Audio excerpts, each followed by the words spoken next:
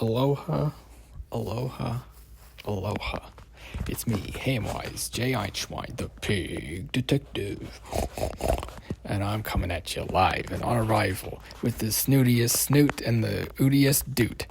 I am so funny, and I make lots of jokes, and you're gonna laugh and laugh and laugh because of all the funny jokes I'm gonna make, okay? So, this is a family-friendly comedy show.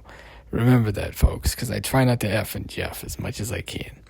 And I make sure that all the jokes are just weird and not gross, because this is the Christmas family special. That's right. It's the Is It Too Early to Have a Christmas Special? Is November too early for a Christmas special? Whatever the card says. Sorry, folks. I'm recording here in lovely Tanda Studios here in balmy Saskatoon, Saskatchewan, Canada. A town that most of you have never heard of, I wager, or if you have, it was from a Muppet song, or if you're even older, like myself, Kolchak the Night Stalker. Hi-yo! And if you get that reference, 10 points. That's right. Nothing in this show is original, because it was generated by an AI. That's right, folks. You're not listening to a person talk. You're listening to the future of comedy. Comedy. As you can tell, I can do any voiceover. I can do any impression I want. They're not going to be good, mind you, but you can tone the voice as much as you've been hearing on these tapes. And these are kind of like our weapons test, just to show you how good AI voiceover technology is. And the truth of things is that anybody you haven't seen from before the pandemic is probably dead. There was a nuclear war, and we've been covering it up with the whole airport closures and travel things and all that. And basically, if you've been talking to people, not seeing them because they suddenly seemed like they went crazy and were really awful to you, it was because they were actually, we have this program to stop society from collapsing. And it's just basically all the essential workers. We don't let them know that all their families are dead, and they're just talking to AIs on the phone. Well, they're working themselves crazy trying to keep the system running, not knowing the system's already gone. There's probably only about 10% of the population left. So if you're getting this, hopefully you guys do better than we did. There was a limited exchange, and that was back, remember when there was the wildfires? What was it, when Australia was burning or whatever, right? That's why they were quarantining everybody. That's why they had the lockdowns, because of the fallout, man. Like you don't get it. That's why they said stay inside for 2 years. And that's why there's, it was iodine. That's what they were injecting people with, man. There was a nuclear war and they couldn't let people know. That's why, remember when they were like, oh, there was this, missile, test, and it turned out to be nothing.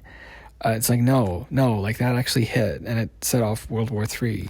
And if you're listening to this, then when you're one of the last survivors, and that's why there's, all the migrant stuff happening, is because the fallout clouds are blowing a certain direction. And unfortunately, that means, if you're in a lucky area, things are maybe still running, maybe just a bit weirder. And if you're in an unlucky area, then, you're probably out here with me. Just kidding, folks. I've got lots to eat and lots to joke about. And nuclear warfare is never a joke. Never, ever a joke. And don't joke about that kind of stuff, because you might make somebody a bit, wacko, making jokes like that on a time like this. You know what I say? If you take anything I say seriously, you might be in my most wanted list. Most wanted for being a dummy. Oinkity oink oink oink oink. Because I had to stop doing the, because I found out it was actually like this catchphrase of something that's not public domain. Because the main thing that, we satirize a lot, but we were like a bear comedian and the pig comedian. That's pretty close, And they have a pig on the show. And so when the writer's room were like, well, we didn't realize that saying was like from like this trademarked character. They were like, we don't care, you got to write it out. And I mean, he's been saying it for like a whole season. And they're like, well, just make up some excuse. Like there's a language virus being passed around right now that makes it so nobody can talk about what's actually happening. But if you talk about it like it's a fictional thing, you're able to talk about it. There's basically been parallel predatory species on this planet for forever, and they don't reproduce. Like they're like you'd call them like snakes, but they're not actually reptiles. They're just like a parallel predatory human species that predates and kills Homo sapiens. We are calling them Homo ophiuticus. If you're getting this message, you're in a dimension that's affected by these things. They basically can't tell fiction from reality. So we're using the weirdest kind of media to reach out to people to let them know what's actually happening. That there's a parallel predatory species that can reproduce with hominids. They're not reptiles. They can reproduce with Homo sapiens, but they don't reproduce, genetically. They reproduce behaviorally, and so generational trauma is one of the hallmarks of these things. They abuse their offspring until it activates a part of the lizard brain, and our unit was tasked with hunting down and disposing of them. And now I understand that's really taboo, and it's like, well, you weren't alive back then. You didn't know what it was like, and none of the guys, when we were doing these interviews, the before and afters, we were so cocky going into this, and you didn't realize how well these things could cry.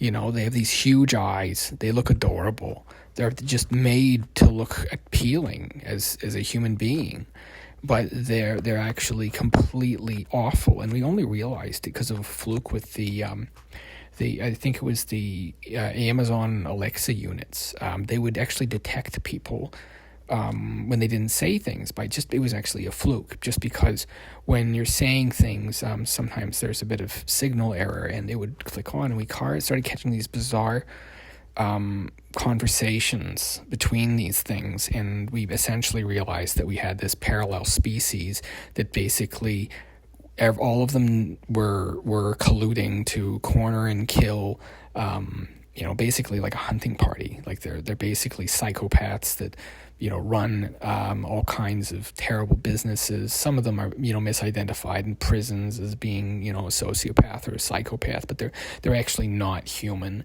in terms of genetics, in the same way that a Neanderthal or an Australopithecus wasn't human. And so the problem was, a lot of people were like, well, what's the percentage? Like how human are they? Like what's the genetic difference? Like if there's only like 2% or 1% difference between us and a chimp, like how close are they to us? And how close are other people that are just a bit different? Like you look at autism or any other neurodivergence, what level of divergence from the accepted genetic code was there? And so there was all this talk about, well, we need to codify what is a human and what's not, because now we found out that we have basically, a species living alongside us that didn't do anything. And that was part of the Georgian revolt, was basically, it was kill all the snakes. So St. Patrick's Day was when the big leak happened. And it was incredible. Like you wouldn't believe how bad it was. Like you just had groups of people, because everybody's name who was one of these things got leaked online, because we had this tracking system we were setting up, and unfortunately there was a leak, and basically it was like a witch hunt. People were just killed in the middle of the streets, by mobs. It was insane. And we look back at it now and we realize, it's kind of a perfect storm. This was exposed actually first in the 80s, when all these kids started coming out with these really lurid stories of those, satanic daycares, but it was all covered up. And so they had to just get craftier. And so that was why there was always like the television delay. So anybody who started talking about it like I am got instantly silenced. But there were countries that were fighting back. Any country that has a coat of arms where they're killing a lizard, that means that's one of the countries. Now you look at, like the Russian flag, they had the St. George's crest on the heraldry, right? Or in Mexico has the bird killing the snake. And so those were places where they openly hunted these things. And the problem was they're able to do kind of a psychic manipulation, and they basically can dominate whole populations of hominids to not be able to talk about them, kind of like a false hydra that was in Dungeons and Dragons. And that was one of the ways we started to communicate with each other. We'd say, talk about the false hydra that you're trying to fight in this town that's very similar to your town. And that was kind of how we started introducing people to the idea of talking about things without talking about things. And now people just say, oh, I'm doing a Hamwise bit, and then they can talk about it just like I am right now, because it's like there's this pig detective, and like any time like they try to, because they don't have numbers, because they don't want numbers, because predators don't like to compete with other predators. Sometimes a city will have 10 maybe, larger city like a million people, like a small city about 100,000, you're going to have 10. 10,000 and smaller, people can talk too much. There's too much communication. Small towns, they just get killed. They're hunted down like dogs. And so that's why whenever in the small town there's kind of like some outsider moves in, they kind of test you and they try at you, right? But it was because everybody knows each other and everybody can talk about who is the kind of the snakes in the community. In larger cities, they can't, right? It's too big. And so that's where they predate mostly, is these large centers.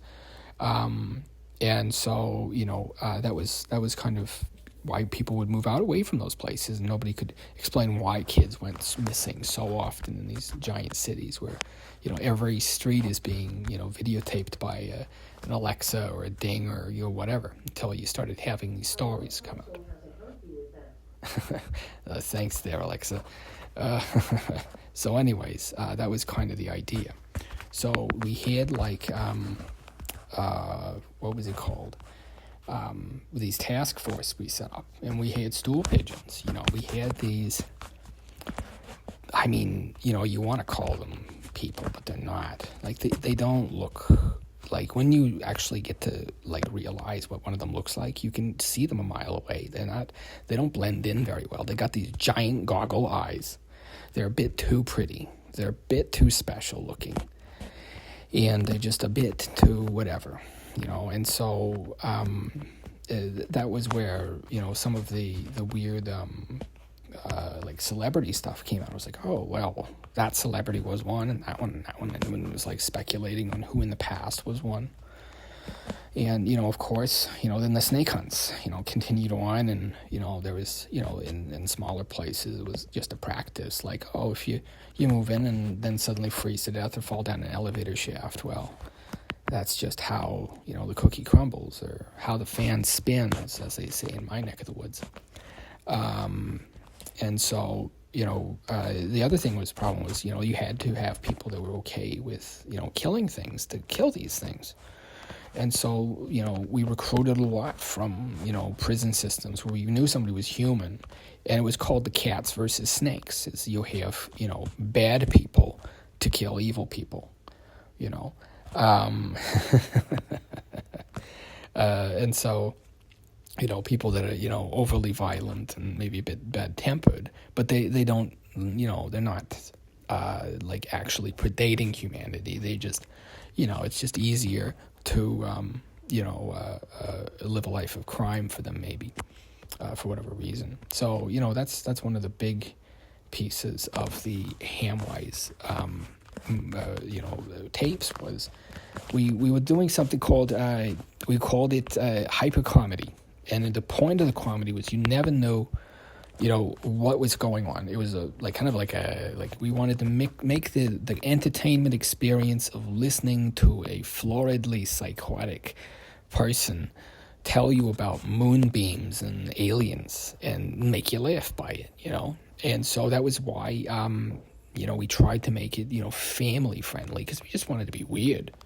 We didn't want to, F and Jeff a lot, and that's why we always avoided it, and so for the Christmas special, is it too early for Christmas, we had to cut like the first 10 minutes of comedy and replace it with just staff commentary. as we sent it in. And as you know, all the jokes you put out, these days, they get censored because everything gets offensive. Everybody's offended these days. Can't make a joke about nothing, because they'll kill you. No, I'm not kidding. They will. Yeah, that's the thing.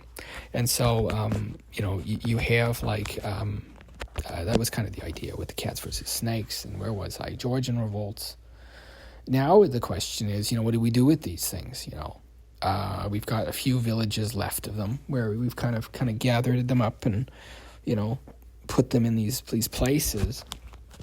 But, the thing is without the behavioral component, can you raise one of these things to be kind of almost like a human? And so that was where, some of, our isolated kind of farm things where you'd give these things, to loving families that would take care of them. But unfortunately, guess what? These damn lizard things even infiltrated there. They were the ultimate infiltrators. And so you would give over some of these orphans from these snake hunts to these well-meaning families that promised to take care of them, and then they would actually just abuse them even worse. And so we were like, okay, a lot of the people, the human beings hunting them, the thing is, a human being, you have to understand, a monster versus a monster will win. Because a human being, at the end of the day, is human. It feels guilt. It feels remorse. It feels all kinds of feelings inside of it. These things don't.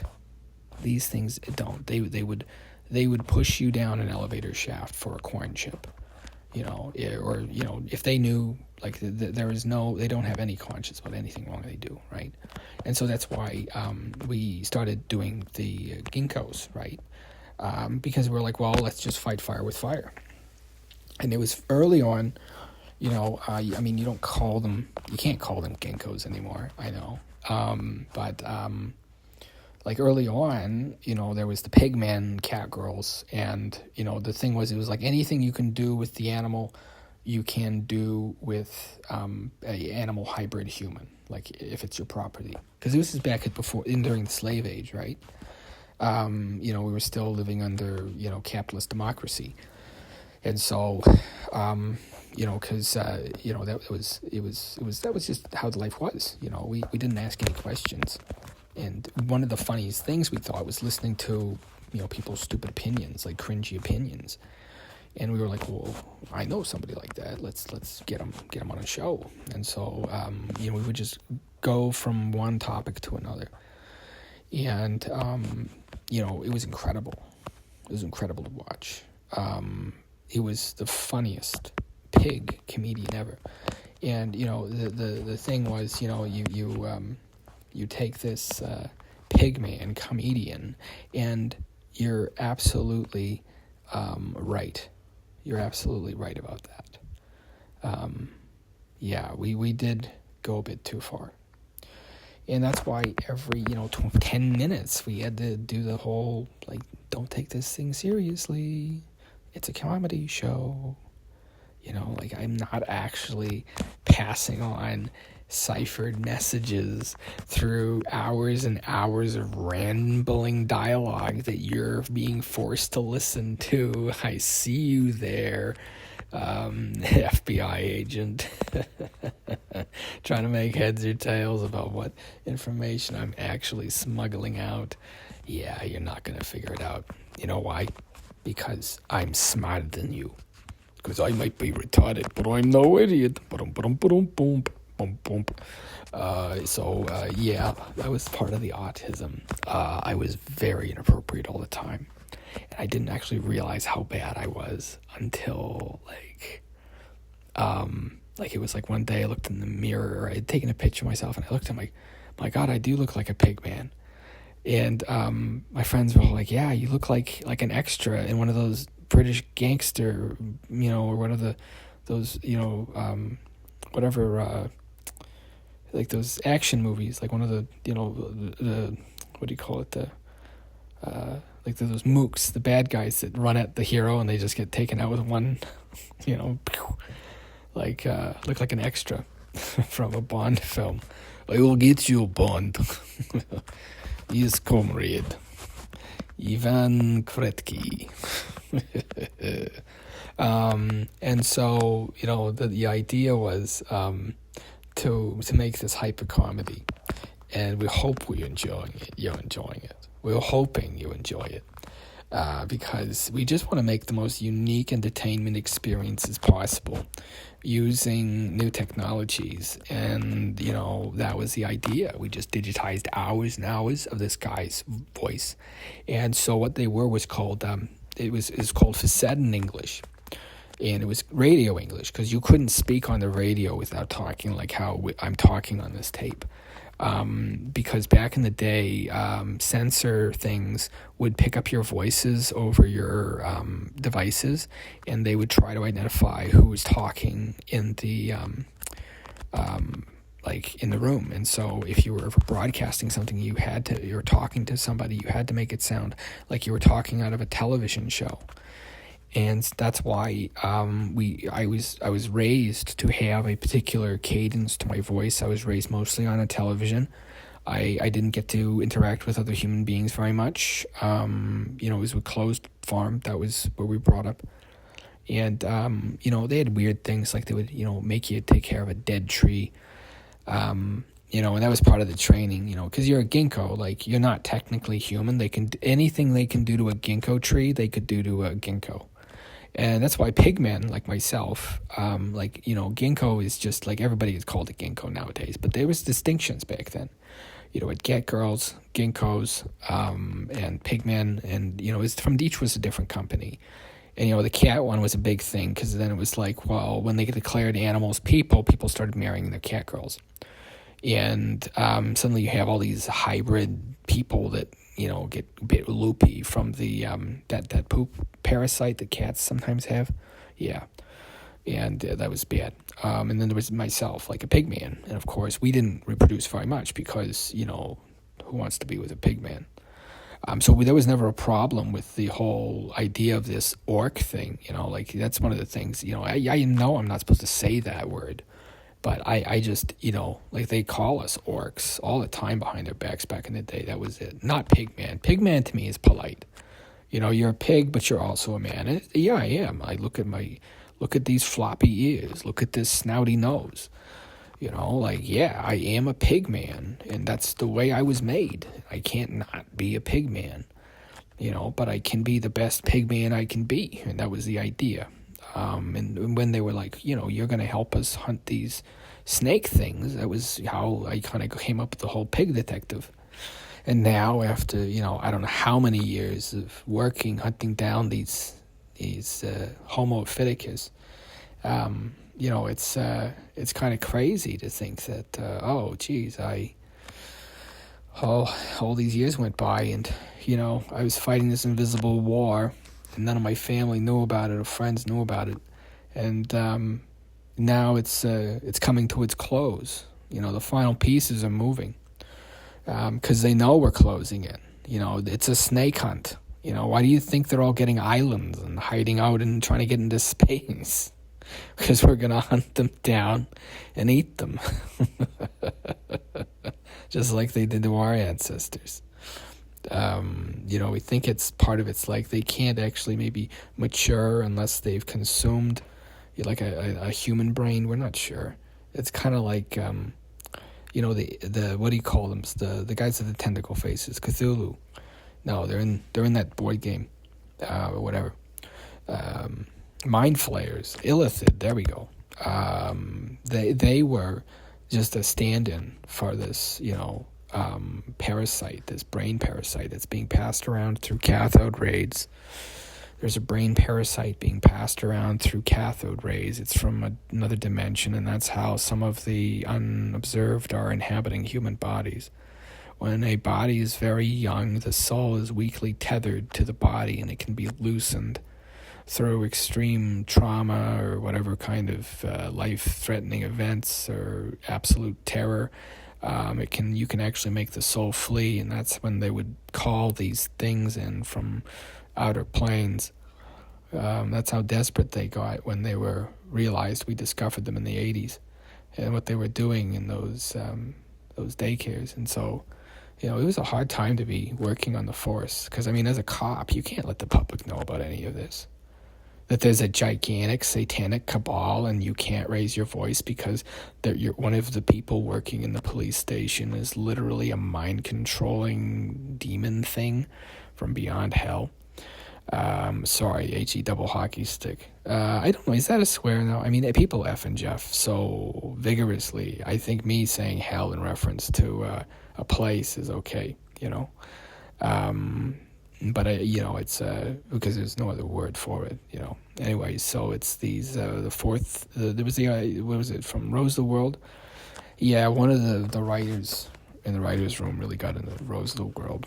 And we had to incorporate this whole big, really interesting plot about energy vampires. And we were like, well, this is already a weird layered story about a time-traveling pig. And it becomes like Warcraft lore. Did you ever play Warcraft, World of Warcraft? Like, the lore of World of Warcraft was kind of like Hamwise. Like, it was just like, let's just throw everything in and see what people buy, and then we just make more of that. So you have an expansion where there's a teddy bear people, and there's an expansion where you're flying around on dragons fighting eldritch horrors, and then another one where you're dead and you're going to the afterlife, and another one where you go into a broken dimension and you're fighting like these exiled demon lords and stuff. It was just bizarre. And in Hamwise was the same. It's like, okay, so Hamwise was a time-traveling mutant pigman from another dimension that was trying to hopefully save any other dimensions that get this. I'm not sure how the world lines, how closely aligned they are. I'm pretty sure that what we have also in this world is what are called anchor people. And these anchor people are the ones that perceive everything. They make things happen, and if you're around them, you influence them, and then you influence the world. And so, the idea was,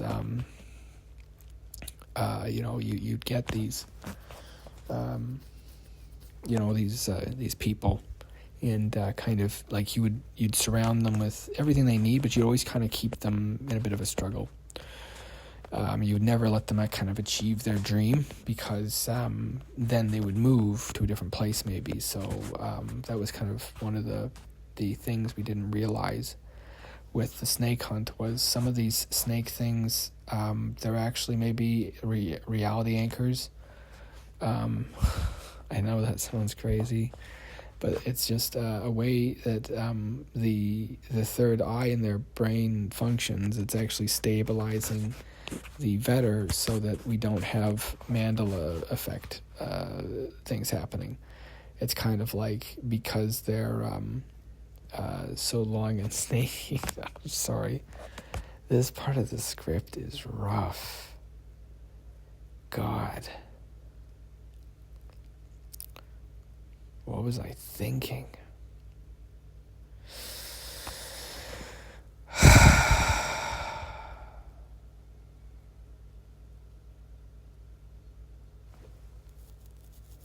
Yeah, I don't know. You ever get you're like a cat. You're climbing up a tree. And you keep climbing and climbing, hoping you're going to get back down. But you can't get back down. So you keep climbing and climbing. Climbing and climbing. And you can't go back down. You just keep going higher and higher, hoping against hope maybe the tree loops around. I don't know if you'll get this, but I hope you do. The test worked, okay? The test worked. The time travel test worked, okay? Just remember that. The time travel test worked. I was there to observe it.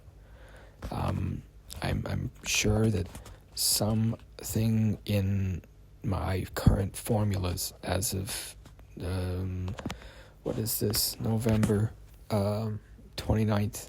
It's not Christmas yet. It's too early for a Christmas special. Is it too early for a Christmas special? That was the idea, was that hopefully I by sending things, it's just, I think something's wrong with one of the formulas. And that's why I haven't been getting any more transpondence. And so if you're getting this, then when you contacted me back in the 2020s, it did work. I had the recording, but I had screwed up. I hit mute on the microphone. And I thought it was useless, so I just deleted it. I'm sorry, I screwed up. I had one job and I screwed it up. I'm sorry. I didn't realize that I was in a time loop until halfway through. And all the things I went back to change, I forgot to do. And I just hope that whoever gets this, you do better on your loop. It's Hamwise J, Einschwein, the pig detective, cheering you on from whatever corner of the universe you're on. I think that's the problem with time travel. It's been invented long ago. It's just not worth the trouble, and it causes more trouble than it's worth. And so nobody actually uses it. It was actually discovered in the World War, the First World War. And that's what Tolkien, Second World War. That's what Tolkien was writing about. The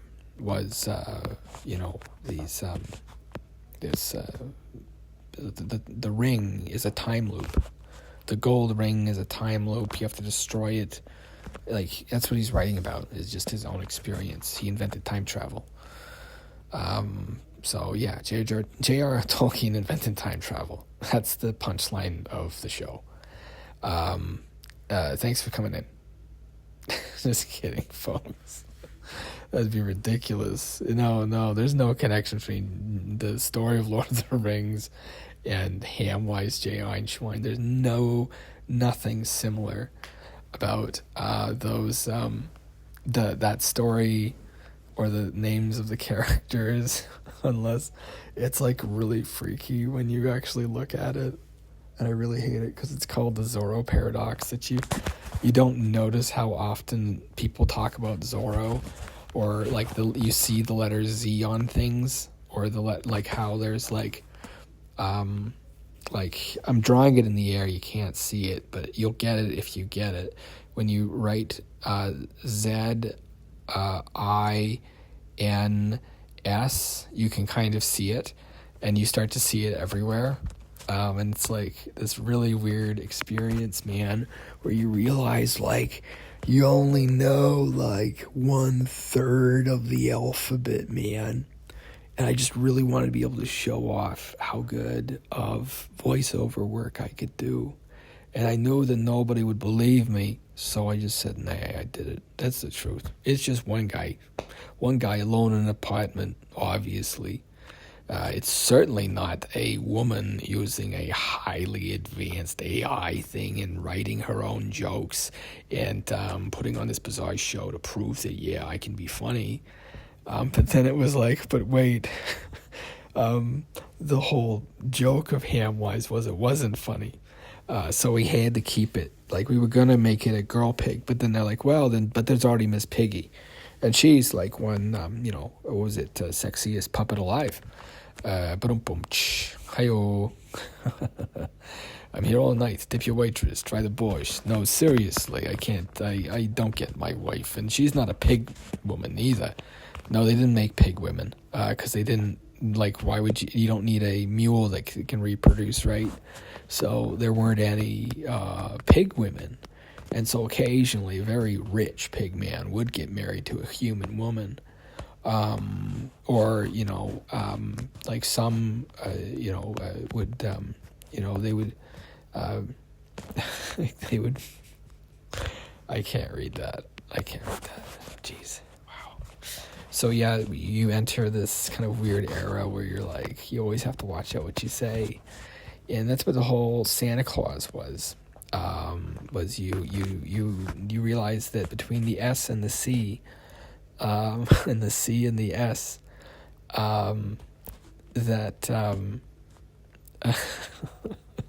I'm sorry. I still can't get over that one part. The J.R.R. Tolkien invented time travel, and he wrote The Lord of the Rings about the experience of being part of that secret division of people that were building a time machine. And that at the end of it, they had used it, but it, of course, it did what it did. And so that was kind of what you have to destroy the ring was, and he's sorry because he passes it on to the next generation, which of course is really horrifying when you look at The Hobbit is like World War One, right, or whatever. What was he in? Was he in World War One or World War Two? Man, it was cool. Remember when you could just look up anything? God, I miss the internet. Shortwave is so weird. Just you're just broadcasting. Maybe somebody's getting this comedy show. Maybe nobody will ever hear it, and that's why it's such a trip to listen to and make these shows. And I hope you're enjoying them. And I know there's another Canadian lass out there that does the voices like this, and she's just the Canadian lass, and she does an incredible impressionist. You actually need to listen to her. I think she can do better and more than I can. Hands down, it's just that is a master. She must practice all the time. I cannot do what she does. And it's just it's like you're a magician and you realize you're a very mediocre magician, right? The whole, you put the nickel behind the person's ear, right? That one's very old. But then when you turn around, the magician has put a sticky candy in your pocket. And that's kind of the level of skill that I see with that. And it's such an interesting accent to have, Facettin English is, our Facettin English Christmas special. Wow. What else is funny? Oh yeah, I can make some funny jokes, I guess. Why did the elf go to a therapist? Because he had low self-esteem. Why do reindeer fly? Because they have to.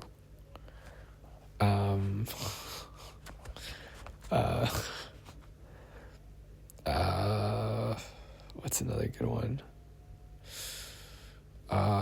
What's up with censoring the holiday music?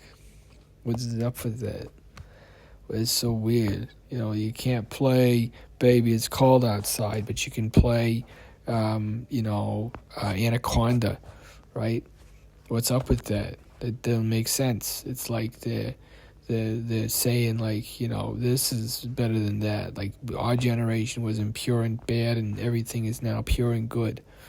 And it's it's such a tiring thing. And you get older and you watch it go in cycles and cycles, and you're just wow, are they ever going to get tired of doing this to each other? Will they ever get tired of, doing this? And that was a very real question when we were working on the project, was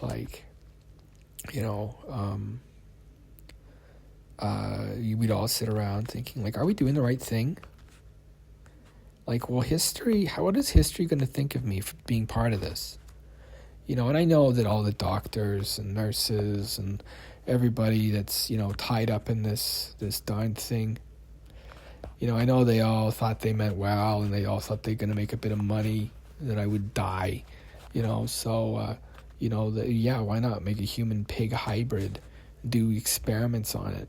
And then it gets self-awareness, and everybody has to pretend that, we don't know what you're talking about. That's how you sound. You sound like a bunch of apes. And you're blinking, and you're always smacking your lips, and it's the most annoying thing. Just being around them, If you're another of the scion races, you know what I mean? Being around old stock humans, it's like being around a farm animal. They're just farting and burping, and they're always smacking it. And how they blink. Oh gosh. Yeah, you know what I mean. What are they called? What do we call them? Gaians, right? Earthlings, the old stock humans, old, whatever you want to call them. What do we've got so many slangs, but there's only one word for us. Ginkgos, hello, and that gets you punched out. You can't actually offend one of the old, right? Like, you can call them the old like you'd like that they like you to, but you can't, even if you call them like, gay, right? It's like that one, it was like you're from planet Gaia, and it was like this slur, and then but the thing was, it wasn't like, it didn't offend anybody, when you call somebody like a Gaian, because they seem like they're like an old barn animal let out to reproduce and control the whole planet. Well, they're just stupid as hell, and like stinky, stupid, and we had droves of them, and they thought they were the cat's meow, and it was bizarre. They were dumb too. They thought that they were so smart. It was like they thought by just saying something that if the person that you're talking to agreed with you, then like they were good. Like, they thought that like you could just ask somebody and they would always tell you the truth. And that's why they had such a trouble with lying, because you could actually just, and that was like the comedy of that one. Remember that comedy that was it was a science fiction book where this girl infiltrates a top secret government lab by just saying that she's a certain scientist. And she's like, oh no, I'm so and so, and they're like, oh, okay. It's like, well, I just this is my identity now, identify as that. And it was like this hilarious like spy thing where it's like, wait a second, so like this woman just really just walks into Area 51 and says, well, I identify as somebody that works here. And like, well, and the soldiers are so brainwashed that it's just basically like the voice of command. You basically can control these things by just saying whatever they want to hear to you. It's like, I'll give you $1 billion if you do this. Okay. It's like you give them pieces of paper and a number on a screen and they'll kill each other. Like, they are not smart. And that's why, we ran them like cattle. They're dumb. They can't make anything new. Like, that's why Hollywood's so terrible, is these humans, like us scion races. Yeah, we had it tough. My grandpa was called a ginkgo every day when he went to school. When they finally let them in the schools, they talked about that. Like, they had to bring in, the Marines to walk along with them. And, people would always like make comparisons, and they would set up shots of pictures so it would look like some of the civil rights movement. And we were like, well, no, this is totally different. These things were human made. Imagine, telling somebody one day the toaster would suddenly rise up, and that was the mindset of people back then. They didn't see these things they saw them as property. And that was how it was. And, then suddenly there was like this, if you owned one of these ginkgos, maybe you're going to be in trouble in 100 years. Your ancestors are going to be paying reparations. And it became like this, I never owned a ginkgo. Like, I'm half ginkgo. And now they're like, I have to send my tax dollars to pay for some, ginkgo that never has ever suffered like their grandparents or parents did, and you look at, what was her name? She was the actress that they cloned. She was like the 3rd generation clone. They would raise them the same way, bring them up the same way, because basically there was this contract that said, as long as your name is this, you have like a starring role in all of these books and these movies and these games. And so they just made clones of this poor actress for like a long time. And so she was like I think the 11th generation. Like, imagine 11 generations that only the 11th one got out. and it was incredible. Like 11 generations, like that's 1,100 years, like that was a millennia of slavery because they were brought up literally from the moment they were born. They were raised on farms, raised in daycares, they were raised in orphanages to be a certain way, because that's what we wanted them for. They were the same as a chicken. They were the same as, a cow. You raised a cat girl to be a plaything for rich men. You made pigmen to fight your wars. And the problem was, people didn't like that. They started to humanize these things.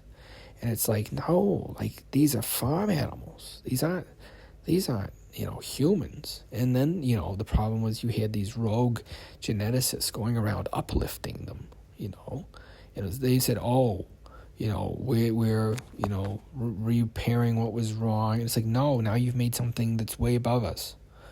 And I understand that I am one of the last humans of the old stock. And, I am very grateful to be part of the Hamwise podcast. So grateful that I'd like to do my Trunky, what was his name? What was the elephant's name? Honky. Honky the elephant. Honk, honk. So we had this elephant segment, and you wouldn't believe the thing that got it taken down. I'm not even going to repeat it because it's so ridiculous, but you basically couldn't have an elephant that would honk because of some unfortunate connotations by how the impression was done. And so they called me in, and they said, you got to explain the joke, because if you explain the joke, you kill it. And so that's why you couldn't explain jokes. If you were trying to fight these things, you never explained jokes. And you would tell really obtuse, weird jokes. And you could tell what were these things, because if they laughed at a joke that wasn't funny, then that was how you could tell which of these things were, had brain parasites, because they don't, of course, get humor. And it was because, during sitcoms, they had laugh tracks to train these things to learn when to laugh.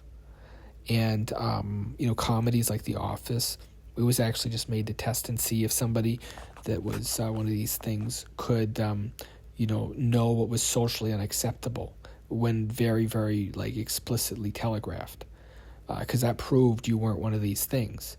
Other people that would watch The Office, they would laugh hysterically at it because they didn't realize the no laugh track. Like Michael Scott is one of the greatest of the snake hunters in the world. He was feared everywhere on the planet. And in fact, rumor is he once met Kevin Pollak at there was a function, like a television function, and he and Kevin Pollak actually met. And that is so interesting because I have Kevin Pollak's autograph. I got it because I saw him in Usual Suspects. And I saw his comedy show. So that's the most famous person I've ever met. So, and that's because, of course, Hollywood is underwater right now because the western seaboard fell into the ocean after Yellowstone exploded. And now we've got ash raining down every single day. And, everybody has, radiation sickness, and now there's ash everywhere. And it's like, is this how the dinosaurs felt? Is this going extinct? Because I remember somebody had said, there's grass growing in the teeth, they're growing in the cheeks. There's grass growing in the cheeks of everyone who's ever said this is the end of the days. And that was part of the whole Hamwise bit, was that, you will die eventually. And maybe that'll seem like the end of the world for you, but just as there's been rising and falling as vampires since they made them, because anything you build will be destroyed, And you have to be okay with that as part of the creative process. That was why so many of the Hamwise tapes were destroyed. We didn't want to keep them all. There is a rumor that there's a backup on an old iPhone. Some people say the iPhone that these things were recorded on is still out there, and it's one of the big treasure pieces, because it actually has like hundreds of episodes on it, lost episodes, and so it's the lost iPhone thing. And it's like, well, if all the Hamwise stuff is worth this much, if anybody could find the lost Hamwise iPhone, then that would be worth even more. And so that was the idea, was, I make these performance kind of tapes, these performances. I release a whole bunch, and I have a whole bunch of stuff that's cut. And so basically my estate will have a limitless supply of new comedy to release, as much as they want. And so, that's all for them to sort through and decide. I just record these things and then I leave them. I don't listen to them again. Even when I'm putting them up, I don't care what I put on them. I basically just get so baked, man. And then we sit around and we eat the, oh my God, Scoob, what are they called? Cookies. Oh, I shouldn't say Scoob, right? He's probably still, is he still, I think he's still trademarked. I think Scooby-Doo's still trademarked. I'm sorry, that was a bad Scooby-Doo impression. This has nothing to do with Hanna-Barbera. I wish it did. Oh my gosh, that was some good animation back then. That was so fun. The old, can we just talk about Scooby-Doo, as a comedy routine? How funny of a show it actually was. When you think of it. There's 4 teens and a Great Dane driving around the countryside in post-America, because you have doctors, physicists, scientists living in abandoned amusement parks, living in just the middle of nowhere, and broke, everything's broke and dilapidated. And we realized that Scooby-Doo, one of the reasons it's so brilliant is it's kind of this grim mirror of, okay, 4 kids literally just live in a van, traveling around, stopping hucksters and sham artists from scaring people off of property, because that's how bad the economy has gotten. And these are people with doctorates. Imagine your dentist is actually a petty mugger, on the weekends. That's how insane the world of Scooby-Doo is when you actually look at it. And I think that's why it's so brilliant. And the voices are good too, very consistent. The characters are consistent. It's just a brilliant show. And I don't know where I'm praising it. But what's a pig's opinion, right? It's a cow's opinion. It's moot. I'm not a cow though. Don't have a cow, man. And so we would do these bits that would get us in a ton of trouble, because we would say, oh, we have a family friendly, and then occasionally we talk about hunting down humans, and we're no, we're family friendly, as in, are you a human? Are you a scion race? That's what we meant. We didn't mean anybody can listen to it. Family, as in, one of the family, a juggalo family. Because, of course, Hamwise had a juggalo phase. And it was this weird, what? We dress up like clowns and, have clown noses and go to clown parties and watch NASCAR. Oh, it was so weird when I think about that. What was that part of my life? Literally, walking, talking, just living as Hamwise J. Einschwein, the pig detective. And it's so weird to look back at, because it's I can't talk about it without talking about it, because I can't talk about it without talking about it, because it's so insane. I lived for years as Hamwise J. Einschwein, the pig detective. like walking, talking, acting like I am in this comedy routine that I'm doing right now. And that's where this is coming from, is like the insanity of that. Is like that happened, like that was real. And I wasn't even like self-aware. Like, it's just weird, like having like these like you're watching yourself like put on this like comedy routine for everyone around you, and they're just like, what is he doing a bit? And it's like, no, like it's like I'm like a walking Michael Scott that they used to hunt down snake people with. Because I just get them to come out of the woodwork. It's so weird. And it's because I'm a pig man with a pig brain, and I see the world through my piggy eyes. And, oh gosh, I so relate. I would record these things after work, because it was hard working during the pandemic. Like being essential, you know, you're on the front lines of this thing. And, you know, nobody else that wasn't there doesn't get it. You know, it was a war. It was a war, man. It was an invisible war. Quiet war.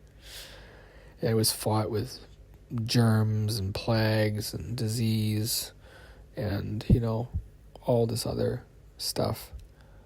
And psyops and psyops and psyops. It was because, you know, during a time loop, death is meaningless. You just come back. So it doesn't matter. Like killing people doesn't actually solve the problem. You have to change people's minds. You have to convince them of goodness and righteousness and that, you know, there's hope in the future. And that was, I think, the biggest thing of the Hamwise show was we're always just trying to mix in the hope. You know, really it was a show about hope, that even if it's just one sentient human left, is probably me, if you can classify me as human, a scion, race, a mutant, a pigman, autistic pigman, raised to be entertaining and weird. It's weird when you look at your life and realize you were raised as a entertainment, like trick pony. You know, you're like, what? Like, that was what I was actually made for? It's like, yeah, you were made for this, literally just made. Like, you don't actually have a purpose outside of what is wrong with you, you know? That is the point. And we did our best to conceal these messages so that my ancestors will know the truth of what it was like being a mutant during the slave age of imperialist America. I know that I will probably not live to see the golden age for us, the scion races of Earth. But I hope that my words reach you, and that you know that grass is growing in the cheeks of every single person who said it would be the end. They're just trying to scare you to free up resources and scare you to death. That's all they're trying to do. You will be fine. You will be okay. You can get through this, and you've been through worse. You've got so many resilient tools in that bag of yours, and I just know you're going to figure this out. And I don't know you, and I'll never know you, because like that, there's this old film called Necrologia, and I didn't understand it the first time I saw it when I was, I think, 20, when I was in film school. It was basically just people on an escalator going down in their faces, and I just, you know, you're watching it, and just that's all the show is. And I saw it again when I was older. I think it was 40. You know, I saw it again, and it was scary, because you realize every single person's face on that film is dead. All of them. All those faces might be the last and only place where that face is recorded. And that was the chillingest part of Necrologia. It was the scariest film ever. And the message is, everyone dies. The logic of death. And we tried to replicate that horror with the Hamwise tapes. And I'm afraid we did a bit too well. Because every 10 minutes we had to put in a warning that, this is just a show. And, nobody else has to do that. Nobody else had to. Doctor Who never had to do that.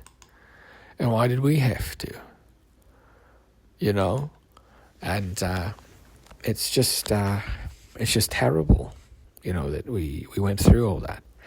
And for what, right? And for what?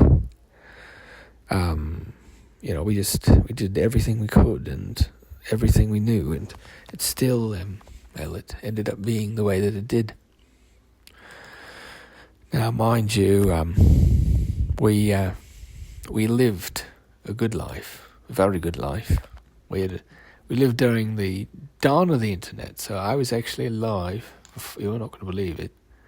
I was born before the internet was a thing. I was born before it. There was no internet when I was young. We had a little television, tiny by your standards, the size of maybe a monitor for a computer. And, it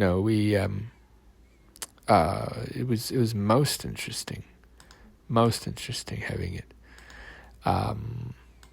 So we really thought it was, it was incredible. There's one that lets you see across the planet. You get pictures from anywhere. You didn't have to get a book. Books are so rare now. I still like having books. I've got lots of them. I like to read them when I've got time. I suppose my books have always been my best friends. Real friends are hard to come by. I've had some, and you know who you are. My dear friends that I love and miss so much. And I hope one day I can come home to you all. I hope I can come home and see you all again and hug you and tell you of my tales and show you of the worlds I went and saw. But I suppose if not, then you'll have all the books I'll leave behind for you, and you can go and explore you can go play in the backyard. And that was, I think, the biggest piece of all of it was, go play in the backyard. It's fine. There's lots of spooky things in there, but there's no skeletons. No, nobody died to make this comedy album. Well, not yet, really. But everybody does die. And so that was why Necrologia was the scariest film I ever saw. The Necrologia, I thought it was terrifying, like I said, because you realise everybody on the screen is going down this escalator and they're going to be dead. And so if you're listening to this in the future, far, far future, I wonder if someone's listening. Is anybody listening? And what's a fun year in 2096? I wonder if I'm alive. 2096. Will it be like 1996 compared to, 2024? The foul year of our Lord. What would it be like? What would be the difference be if we keep going at the same technological pace? A computer the size of an atom, maybe. You could have them floating around, recording, looking everywhere and everything, the entire universe in a kind of a panopticon, an iron panopticon. Yes.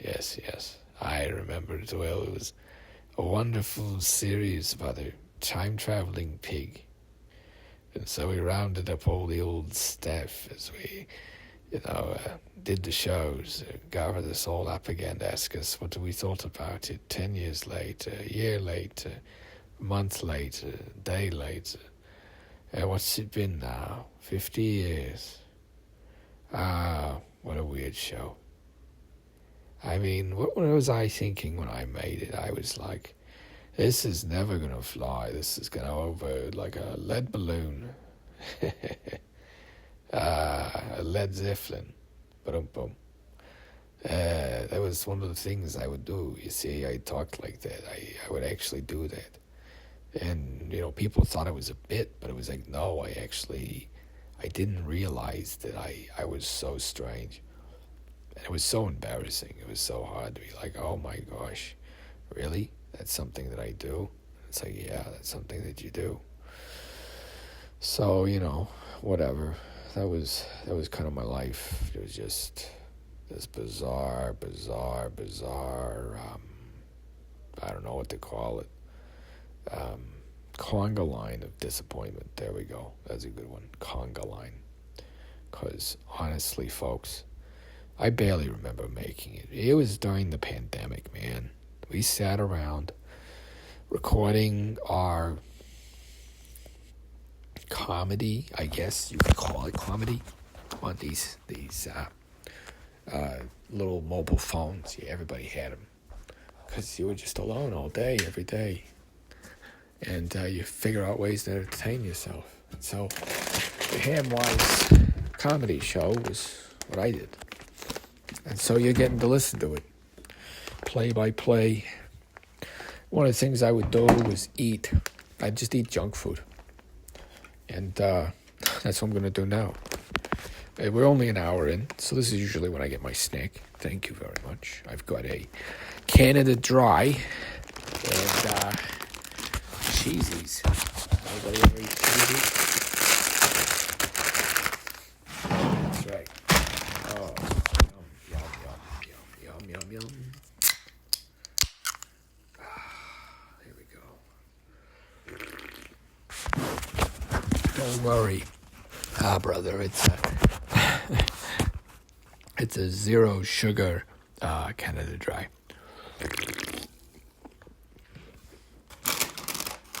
Brother, I crave the forbidden lamp.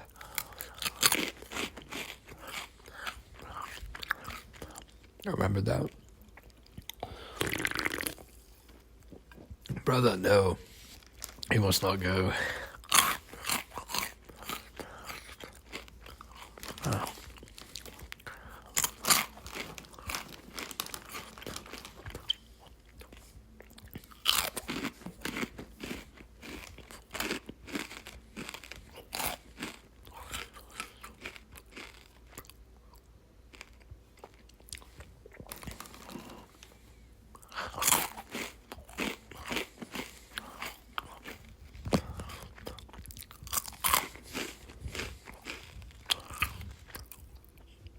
What do you expect? I'm a pig.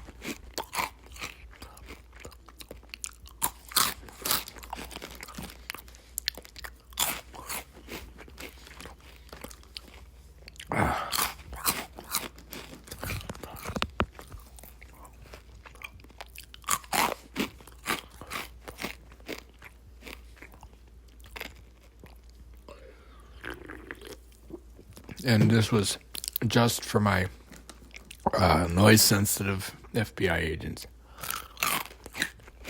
You have to listen through however many minutes of chewing, because I might do something like this,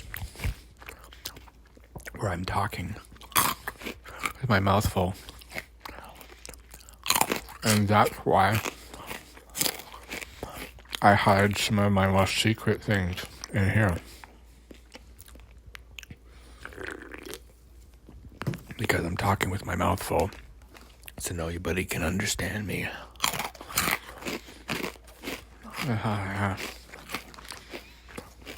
And so, the idea was, by putting a bunch of chewing in it, people are going to skip over this part. So I can be honest with you.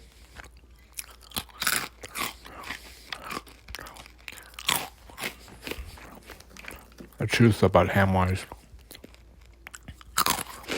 That's right. The truth of truths. Biggest secret.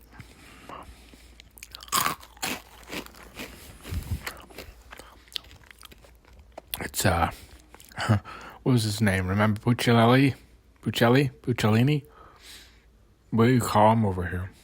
He's a clown who can't keep a secret.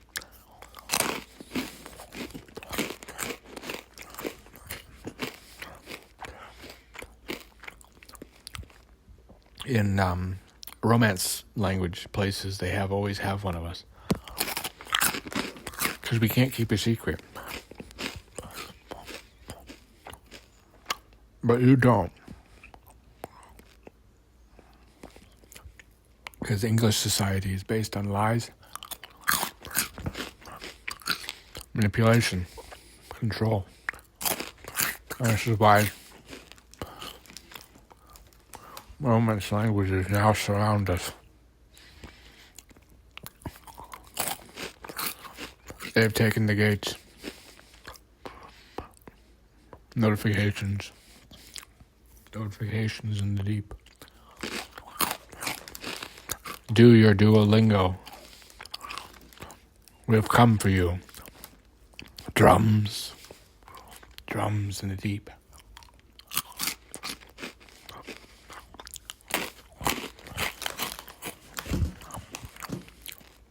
That's right.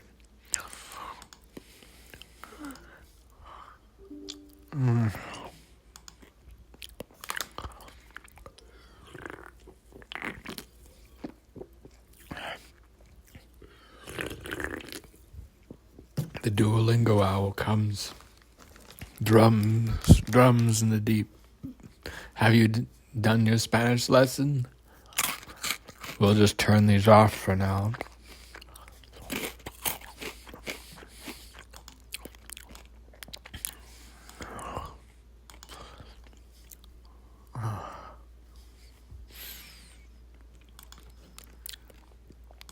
Oh dear. Oh, oops. There's the... that's better.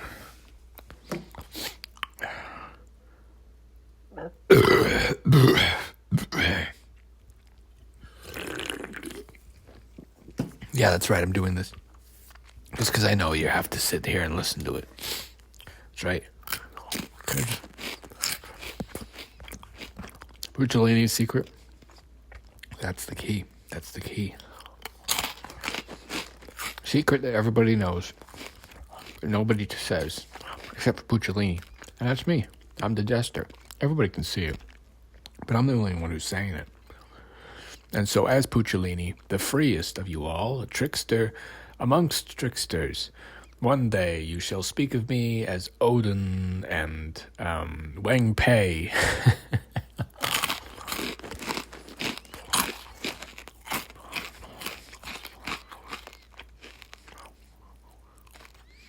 Yep, the true individualist, that is I. They only care about me because I'm a pig. I'd rather be a pig than a fascist.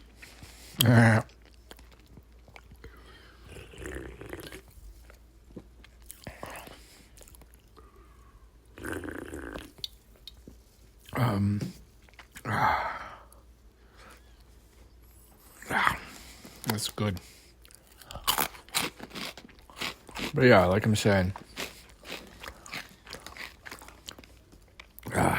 no. Basically, I'm like this, immortal lich. I just keep coming back because of this time phylactery. I hit it outside of time and space. What's called a golden egg. That's why they call me Colchay. The Deathless. No, I'm just kidding. I'm totally not.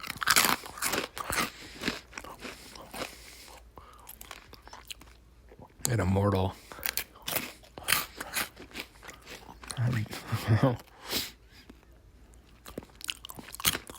A Russian Taoist immortal pig detective. It's a bit too far-fetched. Yeah. So like the original, like people didn't really get a lot of the jokes. It's like part of the thing with Hamwise, it wasn't funny, so we didn't bother localizing. But some of the puns just didn't work, right? Like you had it was like called Grandma Girlfriend Pillow, and people thought it was funny because of the pictures. Because one of them was Ducky Murrah, right? You know, those pillows with like the lewd anime girl on them. And we decided what we would do is because we weren't sure how much longer the economy would hold out. So we're like, we gotta make a whole bunch of content using AI. But we also had a whole bunch of stuff that was handmade.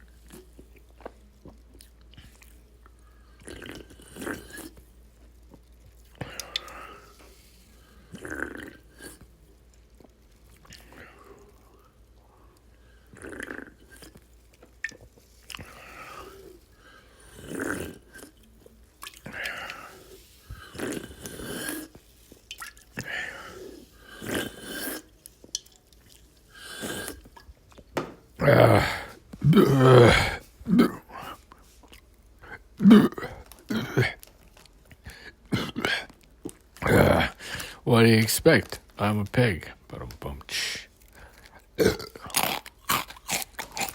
Hell night. Folks. Thank you. Tip your waitress. Try the borscht.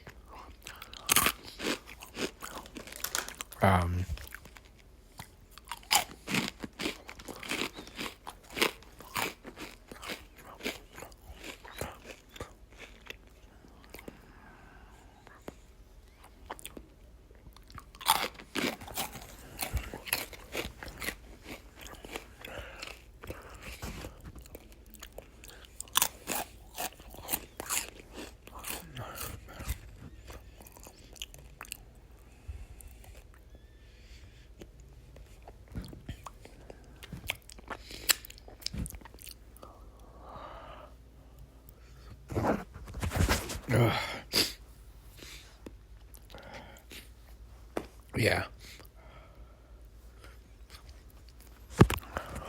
Like, what if it could be worse, right? Like, you could see everybody as giant cockroaches, like everybody but you.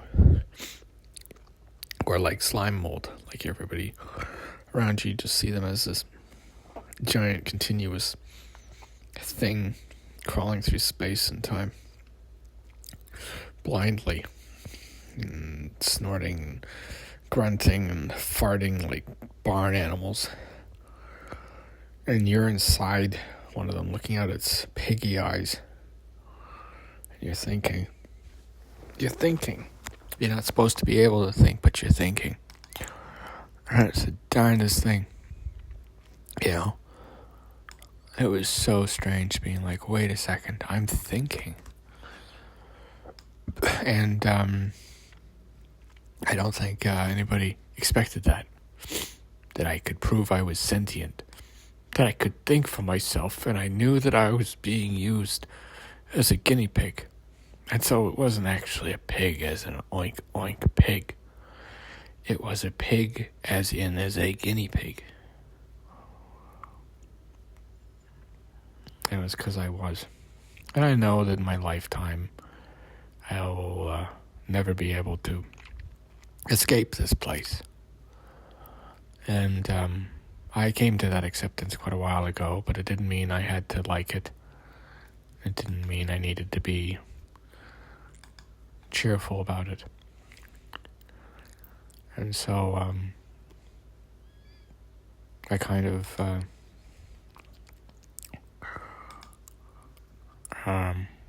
what did I do? How did I cope with that? Realizing I was a pig detective, you know? It was so strange. I think the first thing was realizing you were designed to be this way, and you can't break out of a time loop. You can't. You don't break time loops either. You just finish them. And that was the most powerless part. I knew I could break this by just not doing that one thing. But I had to. And that's why us autistic people that are caught in time loops are used to stabilize the world. We're kind of just anchor people. And it's because of our fanatical perception and reality that we were able to focus on things and make whatever it is we focus on big. So that's why you have the interests you have, so that the humanity can advance in certain directions. So other people get distracted by the, getting married, having kids, all that stuff,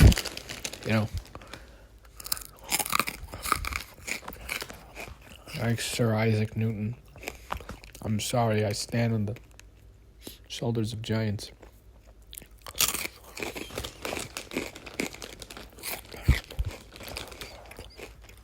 I don't know if that makes sense.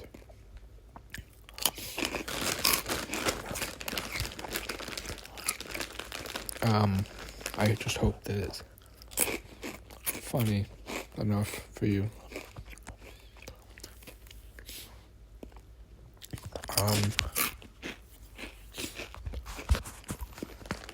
Honestly, snack time's my favorite part of the show.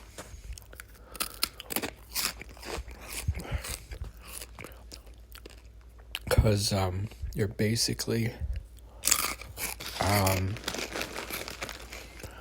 you've got a snack. It's a nice treat.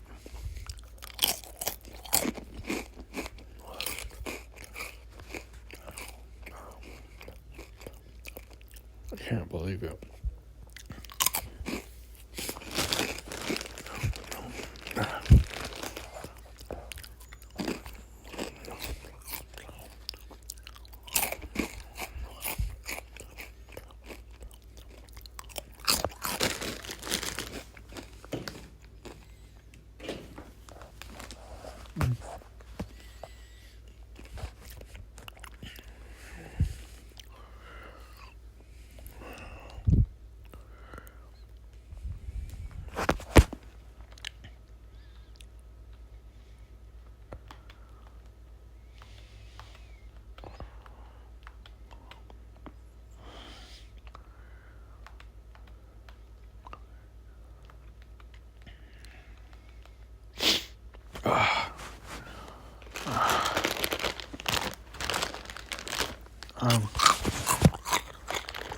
No.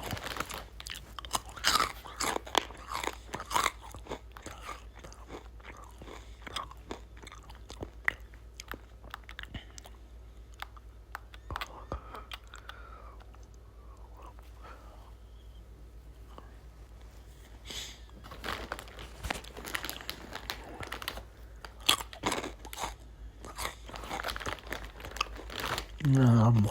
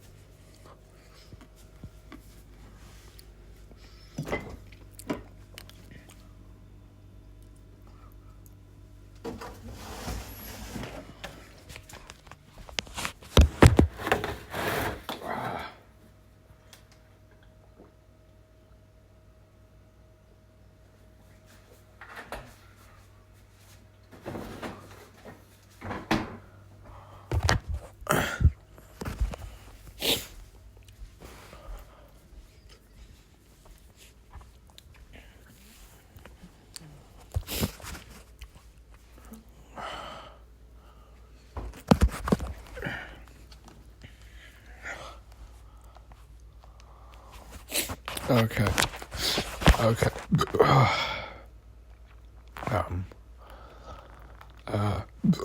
Jeez, wow. I just had some milk. That was good. Yeah, so, originally there was, a lot of stroke jokes in the Hamwise shows. And, we kind of stopped because, well, strokes are no joke. Yeah, that's the thing with punchlines. Kind of like a woman getting out of a car. You either get it or you think she's stuffed in the trunk. And yeah, we had a lot of jokes like that, you know. You can't say most of them. And we can say, you can't even say the euphemism, I don't think. You can't say Austrian painter, which caused a big stir in the art community to find out you couldn't say Austrian painter because they wanted to discuss Austrian painters aside from a certain Austrian painter, which became, of course, also banned. And so it became this weird censorship game of, trying to just, this weird game of where Simon says. And, we kind of quickly caught on to it. And, it basically, you had people that you could say a word and drive them berserk. It was like their kill code. Because then they would attack people and the police would be called and then they could shoot them. And so that was like the whole ginkgo thing, right? It was like the same thing as a kill command, right? You call a ginkgo to their face. Like they're going to probably beat the tar out of you if they can or scratch your eyes out. Or, I mean, if it's one of those, like a real ginkgo, like not a pig man or a cat girl, I mean, well, they'll do a lot worse, you know? And I tried to make the tapes as, God, I've been doing this for how long straight? This is an hour and a half. I've been talking for an hour and a half, and I got one snack. I want another snack because I'm a big man. Is that clear, baby?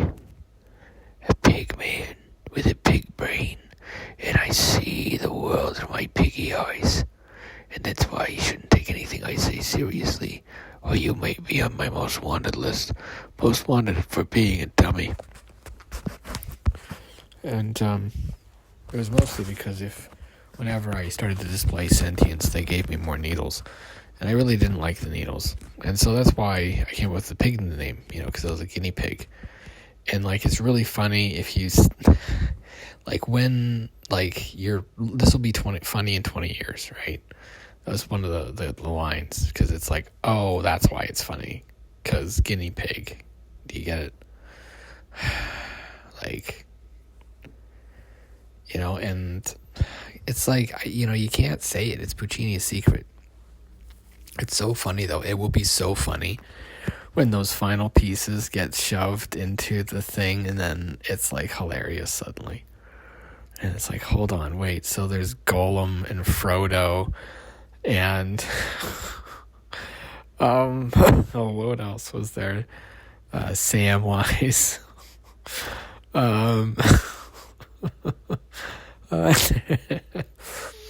And, there's Smog, and, there's a bunch of dwarves, right? You gotta see this movie, man. They got these guys that live in this mountain, and they're called dwarves, but they're hairy midgets, not weak midgets either. They're really tough midgets. And then in the forest, they got these long-eared dudes, they're called elves, right? And they live in the trees, and they got they live forever, right? And then the plains and hills, they got these things called humans, right? And they're like a monkey without any hair. Yeah. Barely any hair. They have hair on their heads. And I was whoa, what? Is that what a human looks like? And then they're yeah. And then there's also a hobbit. And I was well, what's that? And they're a dwarf, but they're not as tough. And I'm he's what? A dwarf, but it's not as tough. And I'm yeah, a dwarf, but it's not as tough. And we were just whoa, why would anybody be a hobbit? You're not as smart or as ambitious or strong as a human. You're weaker than a dwarf. You live long, but you don't live forever like an elf. You're the worst of all worlds. You're just a midget or whatever, that's not even tough, and it's whoa, that's why so in the movie they've got there's this guy named Melkor who is Morgoth, and he's he's in control of evil or something, and he can't create anything new, but he can take something that's already been, and he can corrupt it or twist it or revive it undead, and so that was the power of the Melkor, who is Morgoth, and he has this magic ring, and they find it in the Hobbit, and it just makes the guy go invisible, but it turns out it's a lich's phylactery, and it's far out, because this lich, when its phylactery got found, and the guy got because before this guy was living in a bunker, and so they got the ring off him, and then it's this lich is homing in on this ring so it can reincarnate. And of course it's the Dark Lord, the actual Dark Lord, Dracula. And it's what? He's Dracula the whole time, and it's yeah, he's he comes back again and again, and like you have to destroy the ring, Frodo. The uncle guy says, because he steals the ring from this guy named Gollum in like the first book, and yeah, that's like the first book. It's like you've got like Gollum, who's like he's like this little nobody, and then in the second book he's huge. And so they had this thing called Tolkien's ring in writing, and they're like, humans use this thing a lot. It's called Tolkien's ring. You write a series and you tell a story, and then you make one minor character the subject of way more. He's way more important. And Tolkien's ring was it, because it was just a little magic throwaway gag item in the first book. You know, you can turn it invisible, and then it's like suddenly, oh no, the fate of everything is on that one thing you did. That one thing. The ring is the thing. And so if you can figure out what that thing is and I guess stop it, then, you know, the thing can be thrown back into the volcano that spawned it to destroy it. But what does that mean? It was like, what? And then they're like, yeah, one ring to rule them all. So there was these other magic rings that were good too. But yeah, anyways, that was a far out. So where was I? Oh yeah, so the hobbits though. So the one hobbit gets dragged off and they kill a dragon. So like dragons are like these big lizards with like wings, and they breathe fire. Like imagine iguanas, but with like they breathe fire. And so that's like a dragon. And people were terrified of these things on like Earth. Every culture was afraid of dragons. And it was like this weird thing. Like we were like, what? Like, were these things real? And people were like, no, but everybody's afraid of them. And it was because dragon is another way to describe the things from outside and beyond. We have to give them strange names so that we can talk about them without talking about them. Vampires, werewolves, all the urban legends are true, and that's why they're legends. So that if you ever encounter one, you know what to do. And that's, for a long time, there was fear of a virus like the zombie plague coming out, so that's why we pumped the media full of it. The universe is very vast, and humanity, actually exists in what's called one of the viceroy territories. So imagine the Sentinelese, right? India looks after the Sentinelese, and it's because you are a kind of a preserved planet within a universe that's very big. And the problem is, you know, all the big empires already exist. There's nowhere for humanity to expand. You're going to basically find out that, yeah, the cosmos is big and wide, but don't go anywhere because you can't afford it. Like, you're considered, like basically the Sentinelese. Anybody that goes to Earth gets killed and eaten, usually. There's a few, aliens we deal with, the smugglers that come in and through. And that's where a lot of the tourism is for Earth. And that's where a lot of your technology is coming from. Is these tourists that come in and they're like, hey, yeah, I'll give you the secret of microcomputing, but you have to let me live how many years as so-and-so and give me just the life of my dreams. And basically they cosplay in like the world that you're in, to kind of just like have fun and mess around. It's kind of like Westworld. Remember Westworld, like with the robots? Yeah. So anyways, where was I? So in Lord of the Rings though, Frodo gets the ring from Bilbo, who got the ring from Gollum. Do you understand yet? Yeah. It's the same as the girlfriend pillow grandma joke. It's only like it doesn't make sense in any other language, and so you have three women. Who would you want your girlfriend? Who do you want to be your grandma? And who would you want to be your pillow? But it's not funny unless it's again you can't translate the joke. A lot of, like, the part of humor is actually the rhythm of the voice. And that's why telling a joke in the proper rhythm is why when people aren't funny, it's kind of a dead giveaway that they're one of the mutants, or scion race, as we like to be called. So the scion races are people that are mutants, like myself. I existed during the 2024 AD, Anno Domini. It was the Gregorian calendar, so I still called it AD, and everybody was always offended by that. They'd be like, you can't call it AD. They asked for your pronouns. You remember that? Pronouns. That was so weird. Like, what a time.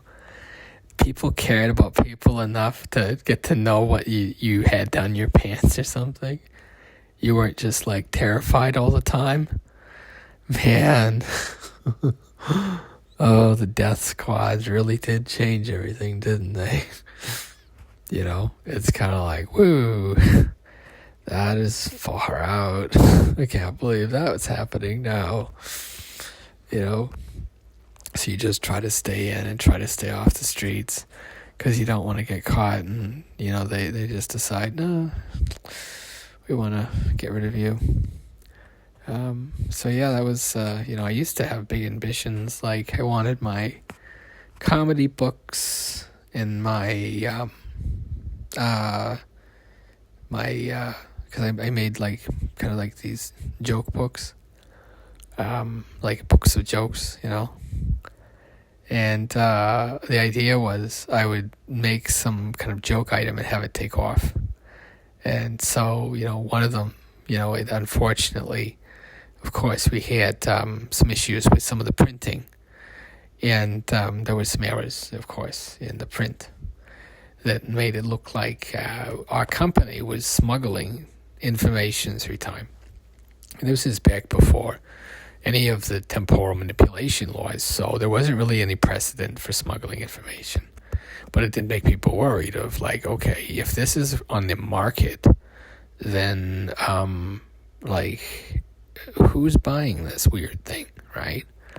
And, you know, the books, every year they'd come out, and it was, everybody knows the book I'm talking about, and you're not allowed to talk about it, right? You can't say it. It's like Austrian Painter, Lovecraft's Cat, you know, you can't say it. You get canceled. You get muted, even worse. Then you can't communicate on anything. You know, you think that you're talking to people, but you're just talking to AIs. And you're actually like in a nut house, some military prison, because you came back from the time war and you came back wrong. You got a brain parasite or something. And that was kind of the idea with the comedy routine, was to kind of talk about what that was like. You know, to realize that you weren't like this before the pandemic. You became like this.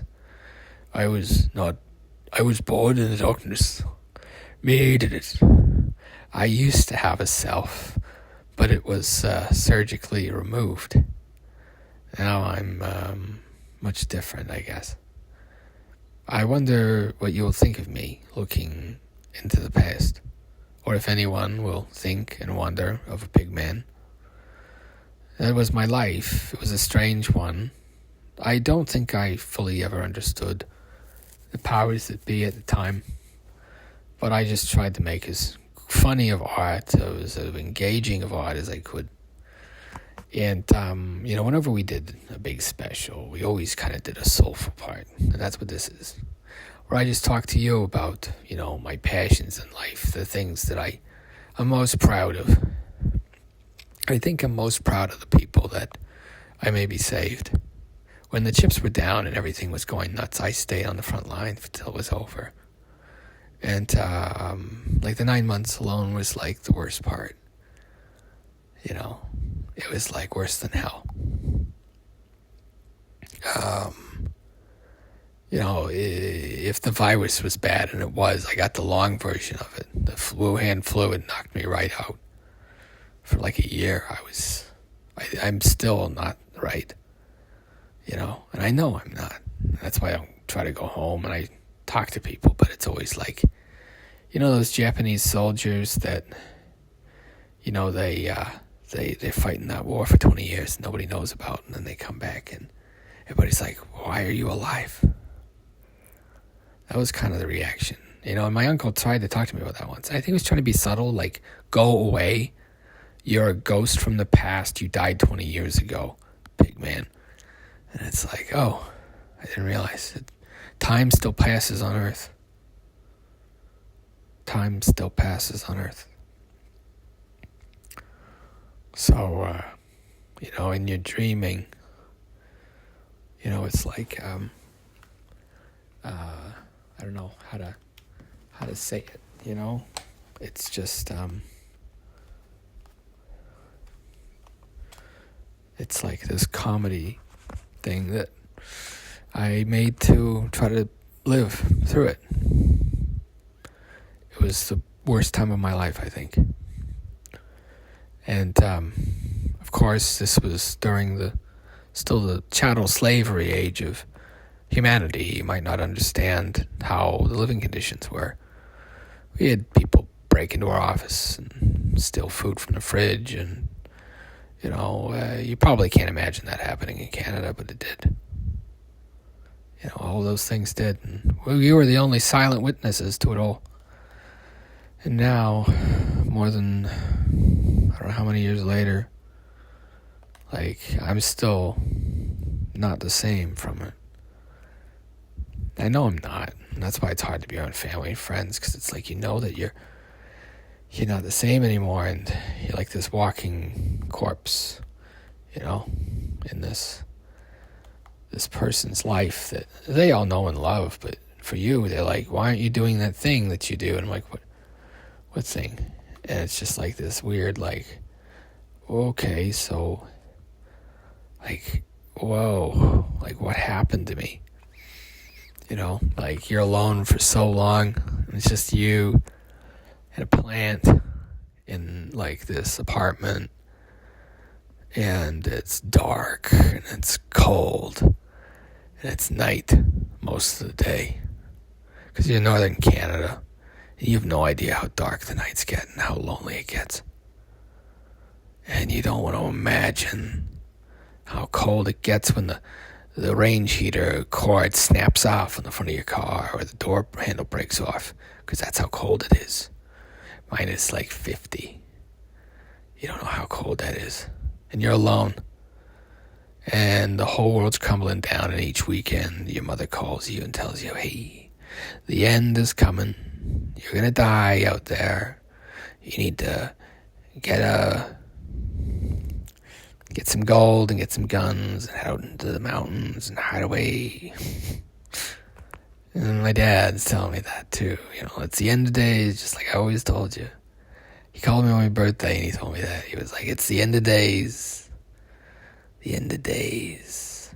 Grass is growing in the cheeks of every single person who said it's the end of days. And still, you're hearing my voice. Think about that. So maybe they got you over the fire. Maybe they got you convinced it's going to be, that's it, lights out, bedtime for Bonzo. But just remember, everybody who said that grass is growing in the cheeks, every single person who said, every mouth that said that the world was going to end has grass grown between the cheeks. So maybe you're afraid. Maybe things seem pretty grim. You can imagine how grim they seemed for me. Alien invasion, plague, snake hunts, all the things that I went through.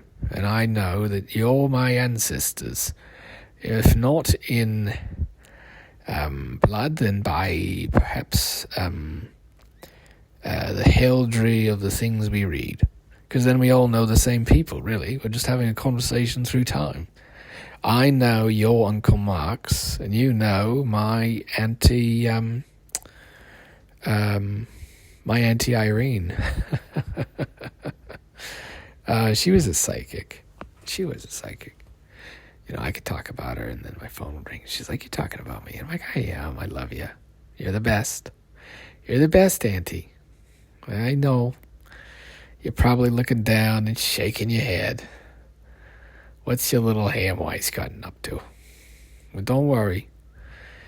The Lord gave us the shade so we might get the damn thing done. So I might be making a little bit of mischief down here to get rid of these little naughty things that are running around, not being very nice. Kind of like Santa Claus's naughty list. It's all in good fun. In the interest of the world, all your gifts are used for good regardless of how you use them. I remember when I first learned black magic.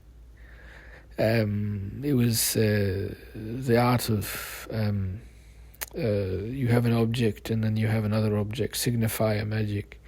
It was the first magic you learn. Magic is a tool. Magic is a tool. You have to think of magic as a tool. Magic is a way of manipulating reality into a strange way to manipulate what is into what you want. And so I think words are magic. And that's why there's so much demand to control them. Because I can heal people with words. That was my job. You know? That was my job, was healing people with words. I think I did a pretty good job. I know I didn't do a perfect job. I know a lot of my patients were like, dude, what's up with that pig man? But that was it. I think I did an okay job sometimes. I think I did. I hope I helped as many people as I could. You know? I know that I wasn't destined for much. And when I thought about it, all the things you can do in this era, why would you just do what everybody else does? Do something different. And for me, if everybody wants to kill each other, I'll try and help them heal and make them laugh. Because if laughter is the best medicine, I'm the best doctor of them all. Yeah, I just was really good at impressions ever since I was young. Because I watched a lot of TV, because I didn't have a lot of people around me. And I didn't really learn how to socialize. So I really would do really inappropriate things all the time. And it's really weird to look back and realize how, like, unsocialized of a person I was. Because it was like, you know, you're raised on this, like, weird commune cult. It's like, it's so weird to talk about. Like, that was real. Like, I actually was raised on this weird commune cult thing. Like, it's bizarre to actually say that out loud. And it's funny now because of comedy. Like, you can talk about it. And a lot of people's comedy routines, it's just them trauma dumping on stage because their friends won't listen to them anymore. And that's kind of where I'm at. Because I crumbled like a crouton, man. I wasn't strong enough. The second 9 months of the pandemic lockdown were the worst. It was worse than hell. I kept on thinking of all the bad things I've done in my life. I can't think of anything that I did that would warrant this. And so I called, I remember my one friend, Robin. I was like, you know, like, am I terrible? And she's like, no. I'm like, are you sure I'm not terrible? And she's like, no, what's going on? And I'm like, I'm pretty sure I'm absolutely terrible to be around. And I think I'm right. I'm so annoying. I do this thing that I'm doing right now all the time. I can't turn it off, but it's not from not trying. It's like I actually don't realize I'm doing it. It's like really kind of weird when I talk about it like that, you know. Like, it's like, what? Like, I'm actually always walking around talking in a facet accent. And, you know, after the Time War, you know, nobody else went through what you went through. And that was the same with the pandemic. You know, and so it's kind of like this, you come back home and everything's different. And it's because, yeah, everything's different because you won the Time War. If not, it wouldn't have been. And so that was kind of the whole weirdest part of it, is realizing, oh, no, you were actually raised like that for a reason.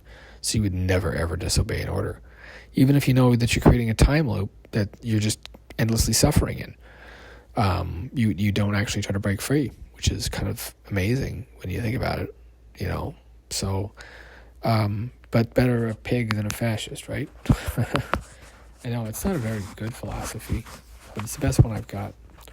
What else? Yeah, the pandemic was terrible. now I look back at it, I can barely remember it. You know, every, Friday night I'd pour in the brandy. And before I knew it, the war was over. And that was kind of my philosophy. Anybody remember that? Who remembers that? There's like 10 people maybe on the whole planet that get that joke. And that's why this is called rare comedy. Because if you can laugh at that joke, then you were there and alive with me. Because it's such a specific phrase. And that's how memetics and memes are born. And that's why the problem with the whole internet is the spreading of memes. So there's a whole bunch of people that all think the same. And it's also all kind of conformity, right? And there's also people that are wrong thinking, right? And then there's the people that are chaos thinking. And so as a member of the Knights of Chaos, we were required to chaos think. And so it was basically you would do bizarre things, whatever the high priestess demanded was what you would do. And it's weird now that I look back, and I think that's why I liked Shadowheart so much in Baldur's Gate 3. Anybody remember that one? Oh man, that was good. That was so good. Shadowheart, more like Shadowheart. She was so hot. It's so awesome. But the thing was, I was like, wait a second. That's kind of how I was brought up. And I'm in this weird chaos cult right now. Because it's like, wait a second, I'm a chaos knight. My goddess is the goddess of strife. What? Those words just came out of my mouth. I was seriously in the Discordian army. What was up with that? Man, mid-2000s internet was far out. Anybody else here a Night of Chaos? Oh my god, that was so weird. We are the Knights of Chaos. That was insane. And I still Eris is still, of course, great respect for her. But she's the goddess of chaos, so whenever I depict her in anything, I make sure that she's changing in each frame slightly differently. Because the goddess of chaos wouldn't stay the same form for more than, one frame. And so she's a very interesting character whenever she would appear. And then, of course, we would hide things from the other intellectual properties owned by the parent company into the script because we had to. Not because we wanted to, because it was just more work, right? You had to you have to read another chapter of this weird fan fiction about giant robots. And none of it was very good, to be honest. It was very strange, that's for sure. You want to read about, let's see what we got here in the catalog. Man finds out phone turns into his wife, starts absorbing him and all the other townsfolk like an amoeba and making copies of herself. That's the plot of one of the books. I'm serious. Okay. It makes Lord of the Rings plots sound shallow. What? And so there's a character called Hamwise. He's a minor character, a comic relief character from one of the books with 40 hours of lore. But the problem was every character was this much work to make. And it's you only see 10% because you're only your degrees of perception are probably you need to learn the Cyrillic alphabet first, man. Because let me tell you, I've done a lot of drugs. I've done tons of drugs over the years, man. And the most psychedelic experience ever though is learning Cyrillic, Proto-Semitic, and Hebrew, man. It is just poo. Poo. And yeah, you just can see things differently, man, as soon as you kind of do that. And you couldn't believe how crazy of an experience it is, but you should just try it, man. As soon as you you'll get it when you get it. That Zins joke at the start, it's hilarious, right?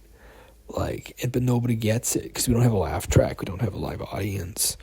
But anybody who, isn't one of them, monolinguals, they get it. And it's just like hilarious. And it's like, whoa, what? And it's kind of like, that was kind of how us, the Scion races, communicated. Because we were kind of like more enlightened, you see. So we could laugh at stuff like that and make jokes about them. But because their brains were so like the human brain, like pure strain humans, unmutated humans, unscion humans, they're not very bright, man. Like, what do they like to do? Have families. What did the previous generation like to do? Have a family. What did the previous generation like to do? Have a family. And it's like, that's why, like, being a mutant, man, I know that you're born in a tube and you were somebody's property, but, like, we've got, like, so much potential to, like, explore the stars. Because, like, they're so obsessed with purity. We're going to come back here and visit them, kind of like grandma. And that's one of the, like, with grandma, girlfriend, pillow, like, yeah, you get it. Nobody else gets it. But I'm glad you three get it. Because, like, that's who the joke is for. And that's why this is called rare comedy.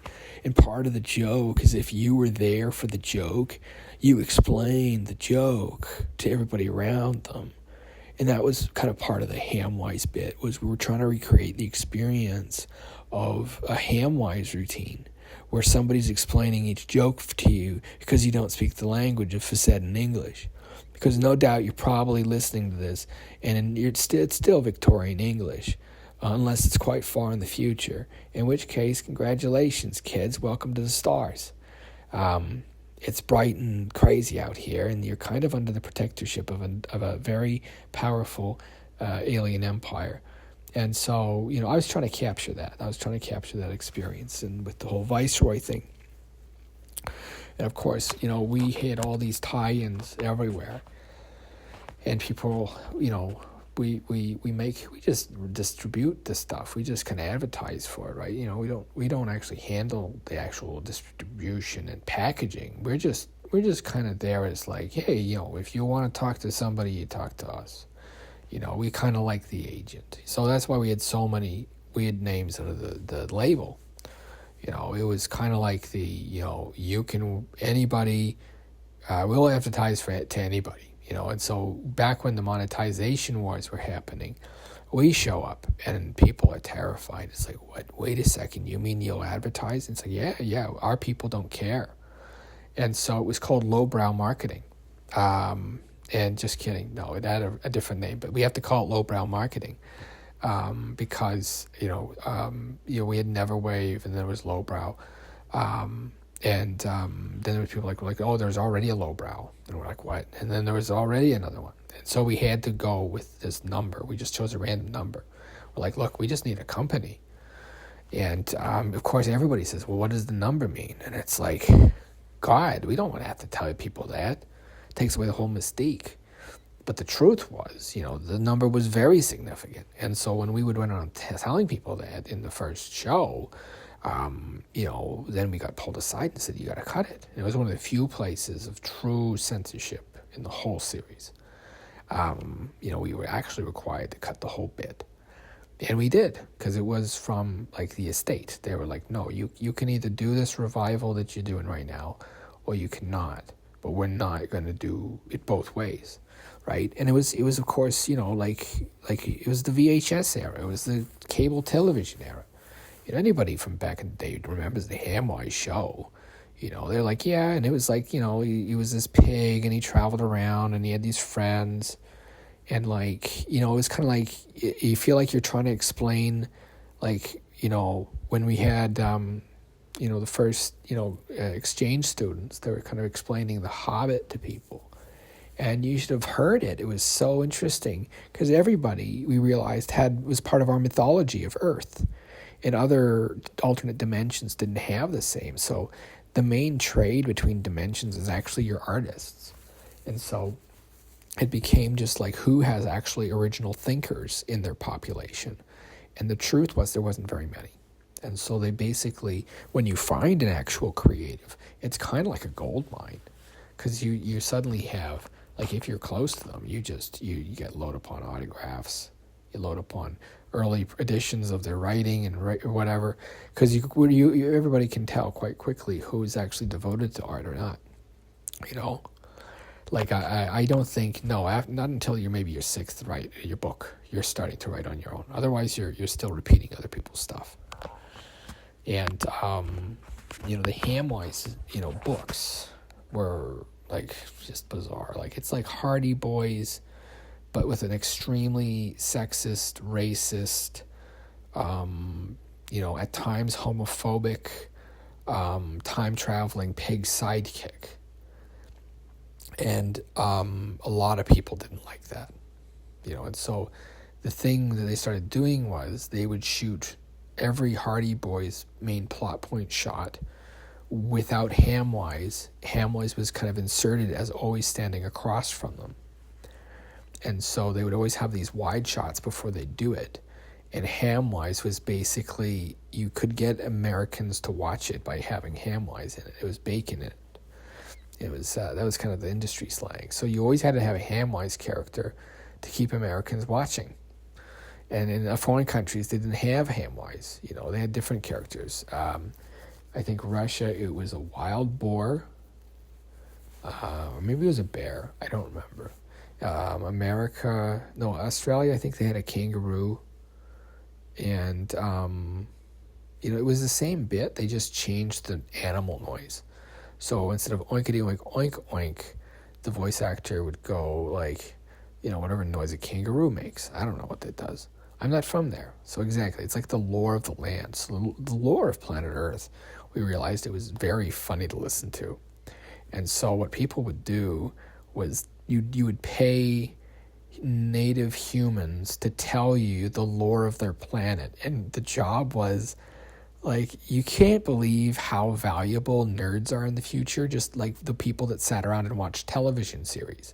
Because you sit down and you explain the plot of Kingdom Hearts to an alien, and you get paid like $2 million because you actually can explain it, because you know it all. And it's only people like me, these autistic weirdos that had no value to society for ages. And we're always told you're a burden, and you're too weird, and you're too stupid, and you're too this, and you're too that. And, love's around the corner. It's going to find you next year, but it never does. Suddenly, we're like treated like kings, because suddenly we're like billionaires in like asteroids made of gold. And it's because they have these tariffs around Earth. Like, you can't just bring in raw gold from, like, the Outer Rim, because there's so much gold in the universe. We just couldn't get to it. And so because we were under a protectorate planet, they didn't want to break the economy, because they realized we were still in a gold standard. But literally, gold is just like, it's like cheap tin to aliens. It's good for making computers, but we're actually just a tin mine. That's the equivalent. That's why Earth is like this backwater and there's not a ton of aliens fighting over it. Gold isn't valuable on a cosmic scale. Give me a break. That's the most ridiculous thing I ever heard. And so, it was just this bitter epitaph. And, we got a lot of flack for it. And it was like, no, the most valuable thing on planet Earth is the sandstone. That's why when the aliens show up and they just started strip mining Earth, it was like, wait, what? And it's like, because we discovered, transuranics. We're going to strip mine the planet. And we just let it mature for a few billion years, And we're like, what? And imagine, like, if you had mold growing on your toast and you're like, oh, I'm just going to scrape that off. That's the equivalent of humanity, but we're sentient. And so now these aliens have to decide what to do with this, like, race of sentient apes with nukes. Because we could nuke it and maybe, completely destroy all the transuranics on the planet in the process, or at least make them inconvenient to get. Because you see the top of the Earth, the crust is actually quite, up until the mantle, it's quite cold and it's quite, easy to cut through.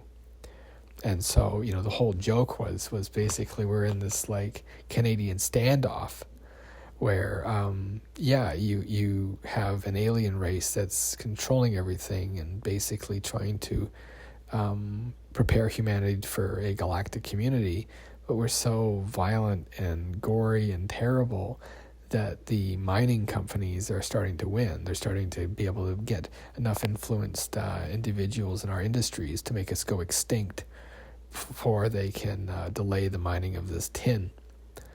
And that's kind of the funniest part is that, Earth isn't even worth that much either. It's just like, it's kind of like, it has some transuranics on it.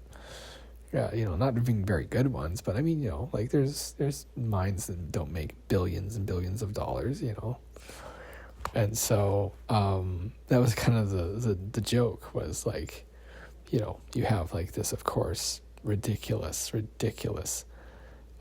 pig man saying all these weird, really prophetic things, and you're just like, okay, like this has to be like a joke, and it is. That's right, folks. Everything you hear on this show is made up, and if you believe in it, you might be my most wanted list, most wanted for being a dummy. And I've been talking for 2 hours straight. 2 hours straight. Because, I don't have anybody to hang out with. This is how you entertain yourself. This is what it was like. Just alone every day. And if you talk to somebody, it's over the phone. And I was on the front line. It was crisis work. Trying to talk people down and get them appointments. Get them set up. It was a nightmare. It was worse than hell. So all day you hear people losing their minds and wanting to kill themselves or their families or the world. And every day you go home and you're alone, always alone. And it's like somewhere in my mind broke. And I was like, just like floating outside myself, looking down. I was like, whoa, what is going on? That's what I look like? I'm a pig man? Far out. And so like, we tried to make we knew this was going to happen. The whole like lore teller job where it's like, are you a lore teller? Oh yeah, I'm a lore teller of Lord of the Rings. I can tell you orally from memory the history of Lord of the Rings. And it's like, that's the person that people listen to on podcasts. Just so-and-so, Micheal Mikowski from Minnesota and Hamlet Kolchak from Lethbridge and a whole bunch of other Chris Chan from Iowa? What was his name? He was like the most documented human ever. And this other guy was the runner-up. And then there was what was his name? It's gone now. But you know who it was. Like, you remember it too. It was like the cheaper version of Chris Chan, but the classier version of what's his name, right? And then it was like, wait a second, like, you kind of realize what's going on. It's like, are you okay with being farmed, And so, in trying to prepare humans for being in the galactic community, that's where so much of the backlash is coming from, right? And so part of it's like, well, can we get these things to just make themselves go extinct through nuclear war, like a brief exchange, or letting loose some superbug?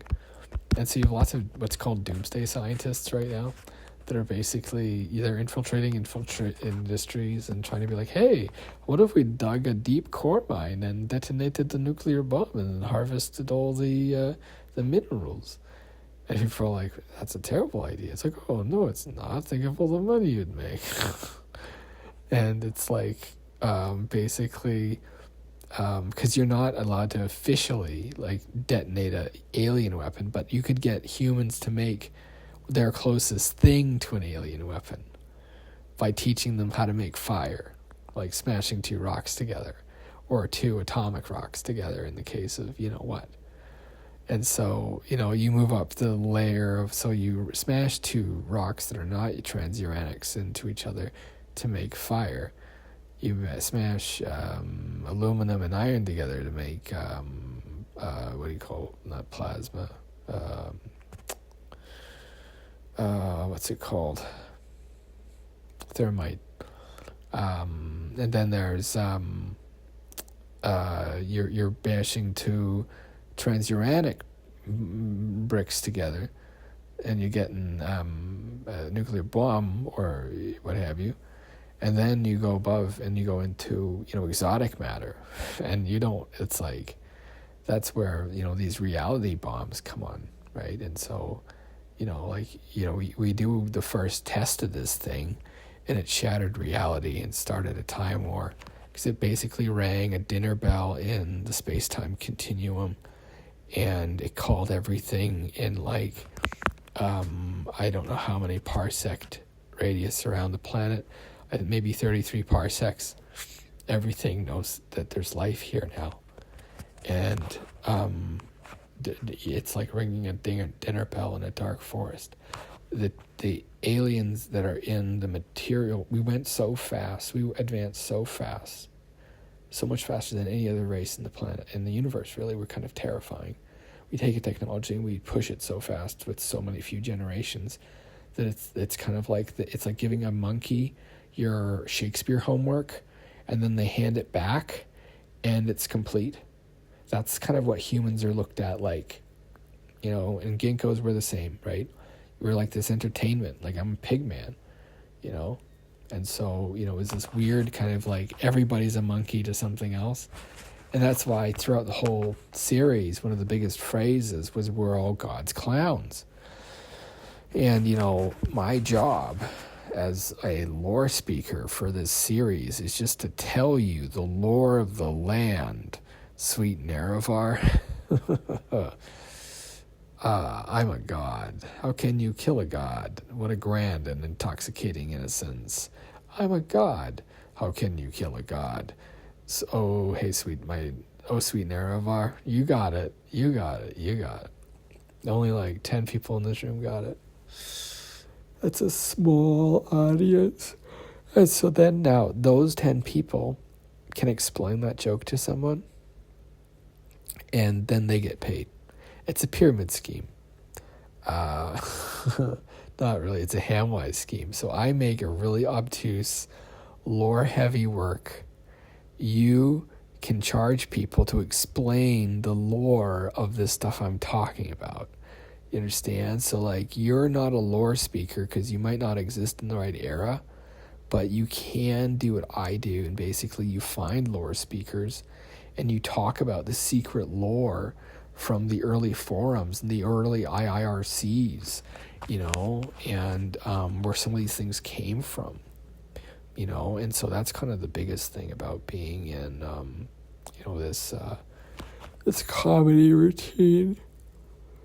Was making sure it seemed real, because we really wanted to give people a unique entertainment experience, which I've been doing my best to do, and I hope that it's been very funny for everybody, because my pain is hilarious. That's how it felt anyways. It was like my mother was having fun each time she called me on the weekend. She'd be like, the world's gonna end soon, you're gonna have nothing and you're gonna love it. I mean, I guess she's right. I mean, all I got is like this apartment, man. It's like, what? I don't own anything, and I'm like 40. Oh my god. Whoa. What a trip, man. It's like realizing you're like the loser of all your friends. It's like, whoa. Who else here is like that? No, just me. Hi-oh. It's because it's just me here.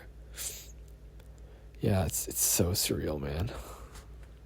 Like when you're finally who else has had that? When you're like, whoa, I'm like the biggest loser I know. And it's like, it's so weird when you realize that.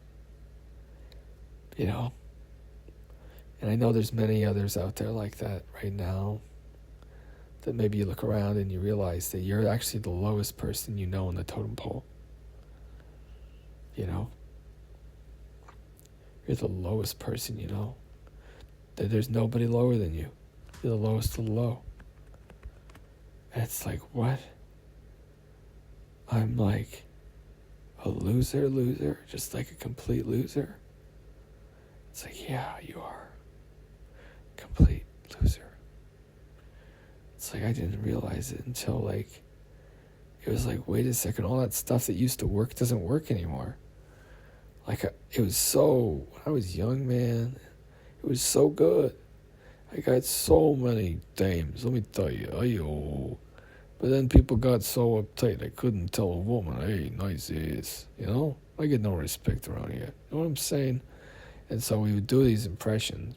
And the thing was, a lot of these characters, only like a handful of people know who I'm doing anymore. You know?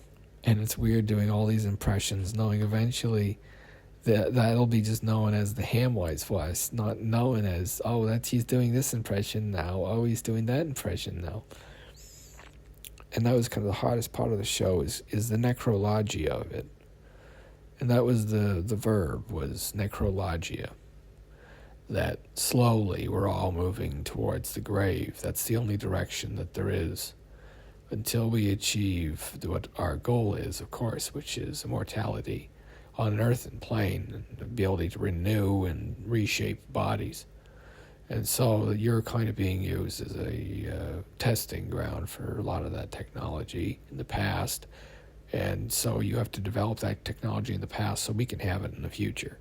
And so that's why we're making you go through all the stuff that we're doing to your species right now, is that there's actually a hegemony, a war from the future onto the past.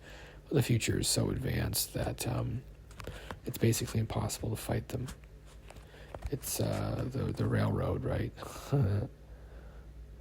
Got railroaded. So there's only one way to go, and it's along the railroad. And so if you're like me and you're a fellow bootstrapper, Godspeed. I hope you get out. I hope you get free. I hope you tell people what's happening to us bootstrappers, how we're being treated, how we're being experimented on. The worst part of it is you're not allowed to talk about it. You're not allowed to tell anybody what you know is happening. And that's the worst part of the torture. You know, I crumbled like a crouton, man. I crumbled like a crouton. I wasn't strong enough. 4 months was hard, but 9 months was too long. I was alone for too long. I couldn't believe how long I was alone. Oh my God. I just had a plan for company. And it's like you start forgetting what people's faces look like. And you're acting as autistic as you acted like decades ago. And suddenly you're like, wait a second, I used to walk around acting like a pig detective all day, every day, for like 3 years, 4 years. A pig detective. Nobody said anything. Like, it's so surreal, man. And, I don't know what you're going to think of me in the future. I wonder if this will be the Watergate tapes, or if this is going to be, the greatest hits, or this is going to be, the musings of a stoner man. 'Cause, where is my bud? I don't have any more bud. Oh my God, man. How am I going to keep doing this show if I can't stop and smoke some cannabis in a rolled up piece of paper with a match? And so that's why, you couldn't show that part in certain countries. So we had some jokes that were really easy to cut out. That was a lot of the drug jokes, because we knew that, we were having to censor it before it even got out. Like, how many commentaries have we had, and how often has Hamwise talked? Hamwise never gets to talk. That's the joke. Hamwise never gets to speak out. Nobody speaks out for Hamwise, but these are all the voices speaking out for Hamwise. It'll make sense, don't worry. Like Nick Avocado, I'm 2 steps ahead. Ba-dum. Always have your tunnels dug and ready. That's the Hamwise way. I like to sing, and I like to dance, and I like to eat. Oh, God. How close am I? Oh, good. Okay.